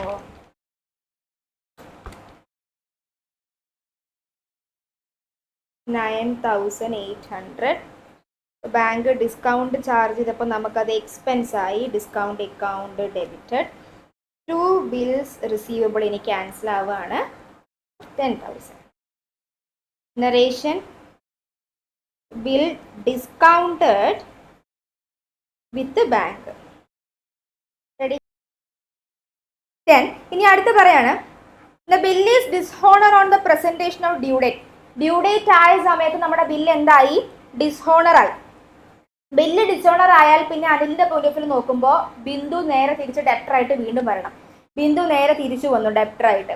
നേരെ റിവേഴ്സ് എൻട്രിയാണ് വരേണ്ടത്. ബില്ല് അവിടെ ക്യാൻസലായി, ബിന്ദു നേരെ തിരിച്ച് ഡെപ്റ്ററായിട്ട് വരികയും ചെയ്തു. പക്ഷേ ഇവിടെ എൻട്രി വരില്ല, കാരണം ബിൽസ് റിസീവബിൾ ഓൾറെഡി ക്യാൻസൽ ആയി കഴിഞ്ഞു, 2 BR എന്നായി കഴിഞ്ഞു. കാരണം ഡ്യൂ ഡേറ്റിന് മുന്നേ അനിൽ ബാങ്കിൽ കൊണ്ടുപോയി ബില്ല് പ്രസന്റ് ചെയ്തു. അതുകൊണ്ട് അപ്പോൾ നിലവിൽ ഇനി ബാങ്കിലേക്ക് പൈസ കൊടുക്കേണ്ടത് ആരാ, ബാങ്ക് ആദ്യം പൈസ ചോദിക്കുക ആരോടാണ്, ബിന്ദുവിനോടാണ്. അപ്പോൾ ബിന്ദു എന്തായി, ബില്ല് കൊടുക്കാത്തത് കൊണ്ട് ആ ബില്ല് എന്തായി, ഡിസോണറായി. അപ്പോൾ ഇനി ബാങ്കിലേക്ക് പൈസ കൊടുക്കേണ്ടത് ആരാണ്, അനിലാണ്. അപ്പം അനിൽ കൊടുക്കുമ്പോൾ ഇവിടെ പറയുന്നുണ്ട്, ഈ പറഞ്ഞ ബാങ്ക് എത്തും കൂടെ ചാർജ് ചെയ്തു, 20 rupees നോട്ടിംഗ് ചാർജും കൂടെ ചാർജ് ചെയ്തു. അപ്പോൾ ഡ്യൂ ഡേറ്റ് ആയ സമയത്ത് April 4 ബിന്ദു നേരെ തിരിച്ചു വന്നു. ബിന്ദു അക്കൗണ്ട് ഡെബിറ്റഡ് ടു, നമ്മൾ ആർക്കാ പൈസ കൊടുക്കണ്ടേ, ബാങ്കിനാണ് പൈസ കൊടുക്കണ്ടേ. ഏതും കൂടെ ചേർക്കണം, 10,020 രൂപയും കൂടെ അവിടെ ചേർത്ത് വേണം നമ്മൾ എന്ത് ചെയ്യാൻ, ബാങ്കിനെ പൈസ കൊടുക്കണം. കാരണം ബാങ്ക് കൊടുത്ത നോട്ടിംഗ് ചാർജ് ആരോടാ ചാർജ് ചെയ്യണത്, ബാങ്ക് ആരോടാ ചാർജ് ചെയ്യുന്നത്, അനിലിനോടാ ചാർജ് ചെയ്യണേ 20 രൂപ. അതാ bankers debit Anil, bankers debit Anil എന്നാ പറയുന്നത് അല്ലേ. അപ്പോൾ അനിലിനോടാണ് അവിടെ ചാർജ് ചെയ്യാം. അപ്പോൾ അനിൽ എത്ര കൊടുക്കുക, 10,000 പ്ലസ് 20 രൂപയും കൂടെ കൊടുക്കും. അവിടെ എന്തായി, ബിൽസ് ഡിസ്ഹോണേർഡ്. ഇനി അങ്ങനെയാണെങ്കിൽ ബിന്ദുവിന്റെ ബുക്കിൽ ഡിസോണർ ആവുന്നുള്ള എൻട്രി എന്താ, April 4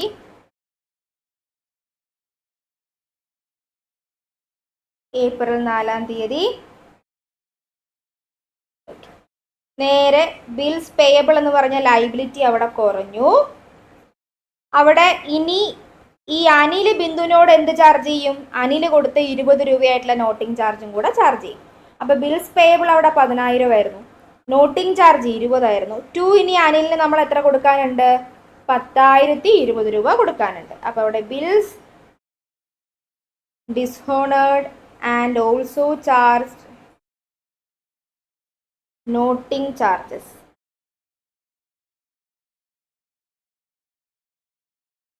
ഇനി പിന്നെന്താ പറയുന്നത്, പിന്നെ പറയുന്നത് Bindu pays Anil 5,000 on 5th April. 5th April 5,000 രൂപ കൊടുത്തു. എന്നിട്ട് അതിനോടൊപ്പം തന്നെ ഒരു പുതിയ ബില്ല് ഇഷ്യൂ ചെയ്തു എന്ന് പറഞ്ഞു. അപ്പോൾ 5,000 രൂപയാണ് April 5 ബിന്ദുവിന് നമ്മൾ പൈസ കൊടുത്തു. അപ്പോൾ 5,000 okay, cash paid to Bindu. ഇനി അങ്ങനെ ഇനി നിലവിൽ 5000 രൂപ ബിന്ദുവിന് നമ്മൾ കൊടുത്തിട്ട് ക്യാഷ് കൊടുത്തിട്ട് ഇനി അവിടെ എന്താണെന്നറിയോ, ബാക്കി ബാലൻസ് എമൗണ്ടിനും പ്ലസ് ഇൻക്ലൂഡിങ് 300 രൂപ ഇൻട്രസ്റ്റും പിന്നെ 20 രൂപ നമ്മൾക്ക് അനിലിന് വന്ന് 20 രൂപയും കൂടെ ചേർത്തിട്ട് 5320 രൂപ. അതായത് 10000-ൽ 5000 കൊടുത്തു കഴിഞ്ഞാൽ ബാക്കി എത്രയുണ്ട്? 5000 പ്ലസ് 300 പ്ലസ് 20 രൂപയും കൂടെ ചേർത്തിട്ട് 5320 രൂപയാണ് ഇനി ബിന്ദു നമുക്ക് തരാനായിട്ടുള്ളത്. ഈ ബിന്ദു നമുക്ക് 5320 രൂപ തരാനുണ്ടെന്ന് നമ്മളിവിടെ കാണിക്കണം. എവിടെ? എൻട്രിയിൽ കാണിക്കണം. ഇപ്പം നിലവിൽ എത്ര ഇല്ല ബിന്ദു. ഇപ്പം നമുക്ക് ബിന്ദുവിന് ഡെബിറ്റ് ആയിട്ടുള്ളത് എത്രയാണ്? ഡെബിറ്റ് ആയിട്ടുള്ളത് ബിന്ദുവിന് ഡെബിറ്റ് ആയിട്ടുള്ളത് 10020 രൂപയാണ്. അതിനകത്ത് ഇനി എത്ര തന്നു? 5000 തന്നു അല്ലെ? 5000 തന്നു. ഇനിയിപ്പോൾ 5020 ഇവിടെ ഡെറ്റർ ആയിട്ട് കാണിക്കുന്നുള്ളൂ. എത്രയും കൂടെ വേണം? 300 കൂടെ വേണം. ആ 300 ഏതാണ്? ഇൻട്രസ്റ്റ് ആണ്. ഇൻട്രസ്റ്റ് ആണ്. അപ്പോൾ ഏപ്രിൽ 5-ാം തീയതി ബിന്ദുവിന് വീണ്ടും കൂടി Bindu account debited to interest എന്ന income, to interest 300 interest due. ഇത്രയും മതി, ധാരാളം. ഓക്കെ. ഇനി ഇനി അതേപോലെ തന്നെ ഈ 2 എൻട്രി ഏത് ബുക്കിലും വേണം? ബിന്ദുവിൻ്റെ അക്കൗണ്ടിലും വേണം, ബിന്ദുവിൻ്റെ ബുക്കിലും വേണം. ബിന്ദുവിൻ്റെ ബുക്കിൽ അനിലിന് നമ്മൾ പൈസ കൊടുത്തു. Anil account debit to bank 5000 രൂപ കൊടുത്തു. Cash paid to Anil. Okay. ഇനി പിന്നെന്താ പറയുന്നത്? ക്യാഷ് പെയ്ഡ് ടു അനിൽ വേണ്ടിയിട്ട് യെസ്, അതേപോലെ തന്നെ 10020 രൂപയാണ്. 10020 രൂപയാണ് ഇപ്പം നമ്മൾ അനിലിന് കൊടുക്കാനുള്ളത്. അതിൽ 5000 കൊടുത്തു. ഇനി ബാക്കി എത്രയാണ് കൊടുക്കാനുള്ളത്? 5020. പക്ഷേ ശരിക്കും പ്ലസ് എന്തും കൂടെ കൊടുക്കണം? ഇൻട്രസ്റ്റും കൂടെ കൊടുക്കണം. അങ്ങനെ ഇൻട്രസ്റ്റ് ആർക്ക് ഡ്യൂ ആക്കി കാണിക്കണം? സെയിം ഡേറ്റിൽ. ഇൻട്രസ്റ്റ് ബിന്ദുവിനെ സംബന്ധിച്ചിട്ട് എക്സ്പെൻസ് ആണ്. അപ്പോൾ ഇൻട്രസ്റ്റ് അക്കൗണ്ട് ഡെബിറ്റ് ടു വീണ്ടും അനിലിന് നമ്മൾ കൊടുക്കാനുണ്ട് എത്ര? 300 രൂപ. ഇൻട്രസ്റ്റ് ഡ്യൂ എന്ന് മാത്രം എഴുതാം. നോക്കാം. ഇനി ഇവിടെ നോക്കാം. ഇപ്പം നിലവിൽ അനിലിന് എത്രയുണ്ട്? 10020 പ്ലസ് 2 അനിലിന് 300. അപ്പോൾ 10020 പ്ലസ് 300 മൈനസ് 5000 കൊടുത്തു. ഇനി മൊത്തം എത്രയുണ്ട് അയാൾക്ക് കൊടുക്കാൻ? 5320. ഇപ്പോൾ ഓക്കെ അല്ലേ? ഇവിടെ ഓക്കെ ആയി, ഇവിടെ ഓക്കെ ആയി. ഇനി നമ്മൾ എന്ത് ചെയ്യണം? അയാൾക്ക് പൈസ പൈസയില്ല, പുതിയ ബില്ല് കൊടുക്കുവാണ്. പുതിയ ബില്ല് നമ്മൾ ഇഷ്യൂ ചെയ്യുമ്പോൾ സെയിം ഡേറ്റിൽ പുതിയ ബില്ല് ഇഷ്യൂ ചെയ്യുമ്പോൾ bills receivable account debited to Bindu 5320. അതേപോലെ ബിന്ദുവിൻ്റെ ബുക്കിൽ സെയിം ഡേറ്റിൽ പുതിയ ബില്ല് ബിന്ദുവിന് വരുമ്പോൾ അനിൽ എന്ന് പറഞ്ഞ ക്രെഡിറ്റർ അവിടെ കുറഞ്ഞു. Anil account debited to bills payable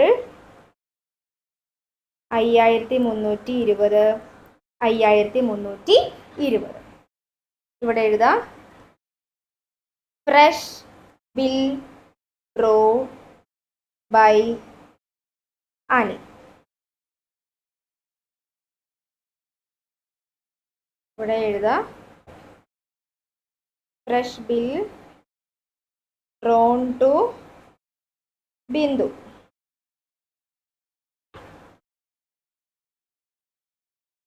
yes, ഇത്രയായി. ഇനി അത് കഴിഞ്ഞിട്ട് ക്വസ്റ്റ്യനിൽ എന്താ പറയുന്നത്? അടുത്ത് എന്താ പറയുന്നത്? അത് കഴിഞ്ഞ് മൊത്തം കൊടുത്തു, പുതിയ ബില്ല് ഇഷ്യൂ ചെയ്തു. Bill is paid in time.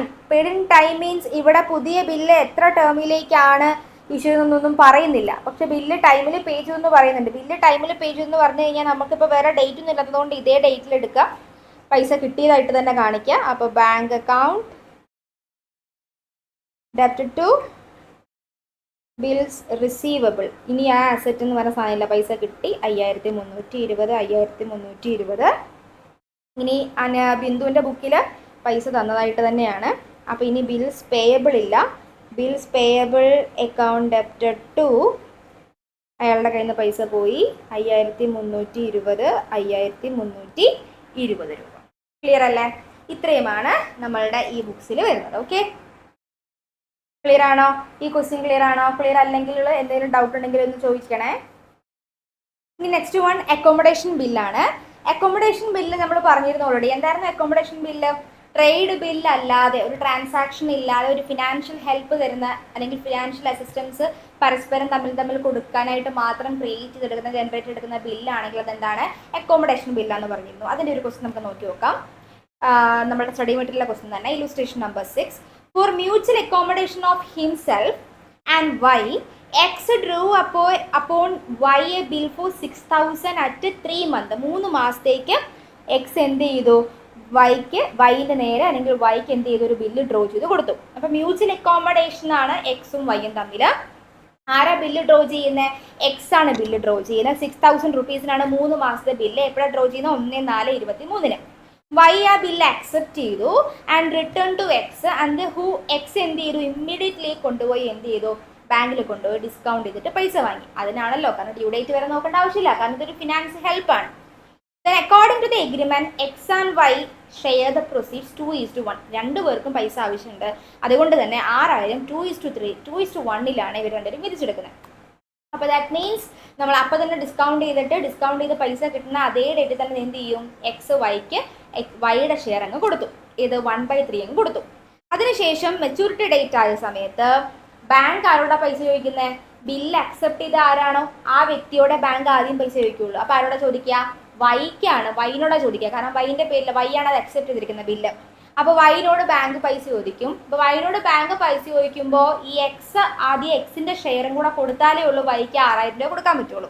അപ്പോൾ ഇവിടെ പറഞ്ഞിട്ട് ഓൺ ദ മെച്യൂരിറ്റി ഡേറ്റിൽ X remitted he share to Y. അപ്പോൾ മെച്യൂരിറ്റി ഡേറ്റ് ആയപ്പം എക്സിനറിയാം ബാങ്ക് വൈനോട് പൈസ ചോദിക്കും, കാരണം ബില്ല് അക്സെപ്റ്റ് ചെയ്തത് വൈ ആണ്. അപ്പം മെച്യൂരിറ്റി ഡേറ്റ് ആയ സമയത്ത് എക്സ് എന്ത് ചെയ്യും? എക്സിൻ്റെ ഷെയർ ആദ്യം എടുത്ത് 6,000-ൽ 2/3 ആയിട്ടുള്ള 4,000 രൂപ ആർക്ക് കൊടുക്കും? മെച്യൂരിറ്റി ഡേറ്റ് ആകുമ്പോൾ എക്സ് വൈക്ക് കൊടുത്തു.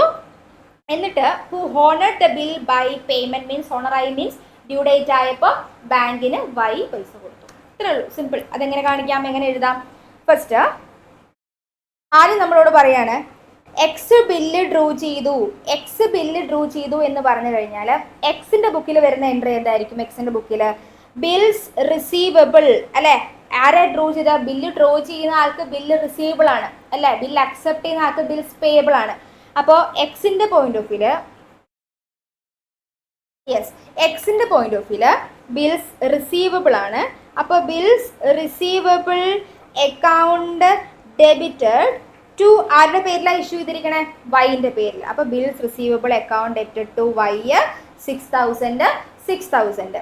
ദെൻ ഇമ്മീഡിയറ്റ് ആയിട്ട് തന്നെ, അപ്പോൾ 1/4/2023 ഇഷ്യൂ ചെയ്തത്. ദെൻ ഇമ്മീഡിയറ്റ് ആയിട്ട് തന്നെ എന്നിട്ട് ഈ എക്സ് കൊണ്ടുപോയി എന്ത് ചെയ്തു? ബാങ്കിൽ കൊണ്ടുപോയി പൈസ മാറി എന്ന് പറയുമ്പോൾ ബാങ്കിൽ കൊണ്ടുപോയി പൈസ മാറുമ്പോൾ ബാങ്ക് അക്കൗണ്ട് ഡെബിറ്റഡ്, ബാങ്കിൽ കൊണ്ടുപോയി മാറി. അപ്പോൾ 6% ആണ് ഡിസ്കൗണ്ട് പിടിച്ചത്. അപ്പോൾ ഡിസ്കൗണ്ട് എങ്ങനെ കണ്ടുപിടിക്കാം? 6,000 രൂപ ഇൻറ്റു 6% ആണ്. ഇൻറ്റു എത്ര മാസത്തേക്കാണ് ബില്ല് ഡ്രോ ചെയ്ത്? 3 മന്തിലേക്കാണ്. അങ്ങനെയാണെങ്കിൽ എത്രയാണ് ഡിസ്കൗണ്ട്? 90 റുപ്പീസ്. അപ്പോൾ ഡിസ്കൗണ്ട് എക്സിൻ്റെ ബുക്കിലെ എക്സ്പെൻസ് ആണ്. Discount account debit to. അവിടെ ഇനി എന്തില്ല? ബില്ലില്ല. 2 ബിൽസ് റിസീവബിൾ 6,000. എന്നിട്ട് ഈ എക്സ് ആൻഡ് വൈ ഇത് ഏത് ഷെയറിലാണ് എടുക്കുന്ന? 2:1. അപ്പോൾ 6,000-ൽ ഇൻറ്റു 1/3 എന്നാണ് പറയുക. 1/3 അതായത് 2,000 രൂപ എക്സ് വൈക്ക് കൊടുക്കണം. അപ്പോൾ Y account debit to bank അല്ലേ? അപ്പോൾ ബാങ്കിൽ വൈക്ക് എത്ര കൊടുക്കണം? 2,000 കൊടുക്കണോ? വേണ്ട, കാരണം ആകെ എക്സിന് എത്ര കിട്ടിയുള്ളൂ? 5,910. അപ്പോൾ ശരിക്കും പറഞ്ഞാൽ 2,000-ൽ 2,000 മൊത്തം കൊടുക്കണോ? വേണ്ട, കാരണം 90 രൂപ ഡിസ്കൗണ്ട് ഇല്ലേ? ആ 90-ൽ 1/3 ആര് ബെയർ ചെയ്തേ പറ്റുള്ളൂ? വൈ ബെയർ ചെയ്യണം, കാരണം അത് മ്യൂച്വൽ അക്കോമഡേഷൻ ആണ്. അപ്പം 90 × 1/3 = 30 രൂപ ആര് ബെയർ ചെയ്യണം? ആ എക്സ്പെൻസ് 90 രൂപ എക്സ്പെൻസിൽ 30 രൂപ എക്സ്പെൻസ് ആര് ബെയർ ചെയ്യണം? വൈ ബെയർ ചെയ്യണം. അപ്പോൾ വൈക്ക് നമ്മൾ 2,000 കൊടുക്കാമെന്ന് ഏറ്റത്. വൈ അക്കൗണ്ട് ഡെബിറ്റ് ടു എത്ര കൊടുത്തില്ല? 2,000-ൽ 30 രൂപ പോയിട്ട് ബാക്കി എത്ര നമ്മൾ കൊടുത്തത്? 1,970 രൂപ ടു ബാങ്ക് എന്ന് പറഞ്ഞ് കൊടുത്തു. മറ്റേത് എന്തായി? 2 ഡിസ്കൗണ്ട് എന്ന് പറഞ്ഞിട്ടുള്ള ഗുണം എന്താ? ഡിസ്കൗണ്ട് നമുക്കിവിടെ എക്സ്പെൻസ് 90 വന്നത്. 2 ഡിസ്കൗണ്ട് എന്ന് ഇട്ടാൽ ഇപ്പം എക്സ്പെൻസ് 90 ഇല്ല, -30 എത്രയേ ഉള്ളൂ? 60 ഉള്ളൂ. റെഡി? ക്യാച്ച് ആയില്ലേ? ഇനി അടുത്തത് ലാസ്റ്റ് പറയാണ് മെച്യൂരിറ്റി ഡേറ്റ് ആയപ്പോൾ എക്സ് ആർക്ക് പൈസ കൊടുത്തു, വൈക്ക് പൈസ കൊടുത്തു. അപ്പോൾ ബില്ല് ലാസ്റ്റ് ബാങ്കിന് കൊടുക്കുമ്പോൾ എത്ര തന്നെ കൊടുക്കണം? 6000 തന്നെ കൊടുക്കണം. 6000 എക്സിന്റെ ഷെയർ എത്രയാ? 2/3 ആണ്. 2/3 എന്ന് പറഞ്ഞാൽ എക്സ് കൊടുക്കേണ്ടത് എത്രയാ? 4000. അപ്പോൾ വൈക്ക് കൊടുത്തു. Y account debit to bank 4000. Okay, മനസ്സിലായില്ലേ? അപ്പോൾ വൈക്ക് ഇവിടെ നേരത്തെ കൊടുത്ത് എത്രയായിരുന്നു? 6000. നമ്മൾ നേരത്തെ വൈനെ ക്രെഡിറ്റ് ചെയ്ത് വെച്ചിരുന്നു 6000, അതിൽ 2000 കൊടുത്തു. ലാസ്റ്റിന് ഇപ്പോൾ എത്രയും കൊടുത്തു? ഡെബിറ്റ് ആയി വൈക്ക് 4000. അപ്പോൾ വൈൻ്റെ അക്കൗണ്ടോടെ എന്തായി? ക്ലോസ് ആയി. നോക്കാം, വൈക്ക് ക്രെഡിറ്റ് ചെയ്ത് കൊടുത്തു 6000, എന്നിട്ട് വൈക്ക് ഡെബിറ്റ് ചെയ്ത് 2000, വൈക്ക് ഡെബിറ്റ് ചെയ്ത് 4000, ക്ലോസ് ആയി. ഇനി വൈൻ്റെ ബുക്കിലോ? വൈൻ്റെ ബുക്കിൽ ഫസ്റ്റ് ബില്ല് അക്സെപ്റ്റ് ചെയ്യാണ്. അക്സെപ്റ്റ് ചെയ്യുമ്പോൾ X account debit to bills payable. Bills payable liability create ആവുക ചെയ്ത്. അപ്പോൾ 6000. ഇനി എക്സ് കൊണ്ടുപോയി ഡിസ്കൗണ്ട് ചെയ്യുമ്പോൾ അത് വൈൻ്റെ ബുക്കിൽ വരുമോ? ഇല്ല, വരില്ല. എക്സ് കൊണ്ടുപോയി ബാങ്കിൽ കൊണ്ടുപോയി ഡിസ്കൗണ്ട് ചെയ്യുമ്പോൾ വൈൻ്റെ ബുക്കിൽ വരുമോ? വരില്ല. ഇനി അത് കഴിഞ്ഞ് എപ്പോൾ വരും? എക്സ് വൈക്ക് ഷെയർ കൊടുത്തായിരുന്നു, 2000 രൂപ, അത് വൈൻ്റെ ബുക്കിൽ വരും. അപ്പോൾ വൈക്ക് എന്താ? ബാങ്ക് പൈസ കിട്ടുകയോ ചെയ്തേ. ഇപ്പോൾ ബാങ്ക് അക്കൗണ്ട് ഡെബിറ്റഡ് എത്ര കിട്ടി? 1970. എത്രയാണ് വൈക്ക് ഡിസ്കൗണ്ട് എക്സ്പെൻസ് ആയി മാറിയത്? 30. 2 ആരാ തന്നത്? എക്സ്. ഇപ്പോൾ 2x 2000. അപ്പോൾ എക്സ് എന്ന് പറഞ്ഞ അക്കൗണ്ടിൽ ഡെബിറ്റ് ആയിട്ട് 6000 ഉണ്ട്. അതിൽ എക്സ് എത്ര തന്നു? 2000 തന്നു. ഇനി ലാസ്റ്റ് മെച്യൂരിറ്റി ഡേറ്റ് ആകുമ്പോൾ, മെച്യൂരിറ്റി ഡേറ്റ് എന്നാണ്? മെച്യൂരിറ്റി ഡേറ്റ് എന്നാണ്? 3 മാസത്തേക്കല്ലേ? 3 മാസത്തേക്കാണ്. അപ്പം ഏപ്രിൽ കഴിഞ്ഞ് ഏപ്രിൽ കഴിഞ്ഞ് മെയ് ജൂൺ ജൂലൈയിലാണ്. ഓക്കെ, അപ്പോൾ മെയ് ജൂൺ ജൂലൈ ആണ്. ഇവിടെ എന്തുകൊണ്ട് 3 ഡേയ്സ് ഓഫ് ഗ്രേസ് എന്ന് ആഡ് ചെയ്തില്ല? ട്രേഡ് ബില്ലിലാണ് 3 ഡേയ്സ് ഓഫ് ഗ്രേസ് വരിക. അവിടെ ഏതിലില്ല? അക്കോമഡേഷൻ ബില്ലിൽ ഡേയ്സ് ഓഫ് ഗ്രേസ് ആഡ് ചെയ്യില്ല. അതാണ് ഇവിടെ പറയുന്നത്. ഇവിടെ പറയാണ് അക്കോമഡേഷൻ ബില്ലിൽ no grace of grace note on trade bill. Trade bill അല്ലാത്തത് കൊണ്ട് ഇത് അക്കോമഡേഷൻ ബില്ലായതുകൊണ്ട് ഇതിന് എന്തില്ല? ട്രേഡ് ബില്ലിൽ മാത്രമേ 3 ഡേയ്സ് ഓഫ് ഗ്രേസ് ഉള്ളൂ, അക്കോമഡേഷൻ ബില്ലിൽ ഇല്ല. അപ്പോൾ ഇവിടെ പറയാണ് ഇനി അടുത്തത്. അങ്ങനെ വൈക്ക് 2000 രൂപ കിട്ടി. ഇനി മെച്യൂരിറ്റി ആവുന്ന സമയത്ത് എക്സ് 4000 രൂപ എക്സിൻ്റെ ഷെയർ നമുക്ക് തരും. അപ്പോൾ നമുക്ക് വീണ്ടും പൈസ കിട്ടുക ചെയ്യുന്നത്. Bank account debit to X. ഇനിയിപ്പോൾ ഇവിടെ എക്സ് ഉണ്ടോ? ഇല്ല. എക്സ് എന്ന് പറഞ്ഞാൽ ഡെബിറ്റ് ആയിട്ട് നമ്മൾ 6000 വെച്ചായിരുന്നു. അതിൽ 2000 തരുമ്പോൾ ഈ 4000 രൂപ ഡെബിറ്റിലുണ്ട്. 4000 രൂപ ലാസ്റ്റ് മെച്യൂരിറ്റി പീരീഡ് തന്നപ്പോൾ bank account debit to X. ഇനി എക്സ് അവിടെ എന്തായി? എക്സ് ക്ലോസ് ആയി. ഇനി ലാസ്റ്റ് ബാങ്കിലേക്ക് പൈസ കൊടുക്കുന്ന ഡ്യൂട്ടി ആരുടെയാണ്? വൈൻ്റെതാണ്. കാരണം വൈക്ക് ഇവിടെ ബിൽസ് പേയബിൾ ക്രെഡിറ്റ് ആയിട്ട് ലയബിലിറ്റി ആയിട്ട് കിടക്കുന്നുണ്ടല്ലേ. അപ്പോൾ ലാസ്റ്റ് ആ ബിൽസ് പേയബിൾ ക്യാൻസൽ ചെയ്യും. Bills payable account debit to bank 6000. മനസ്സിലായോ? ഇത്രയേ ഉള്ളൂ. സിമ്പിളാണ്. അക്കോമഡേഷൻ ബില്ല് നമുക്ക് സിമ്പിളാണ്. ഓക്കെ,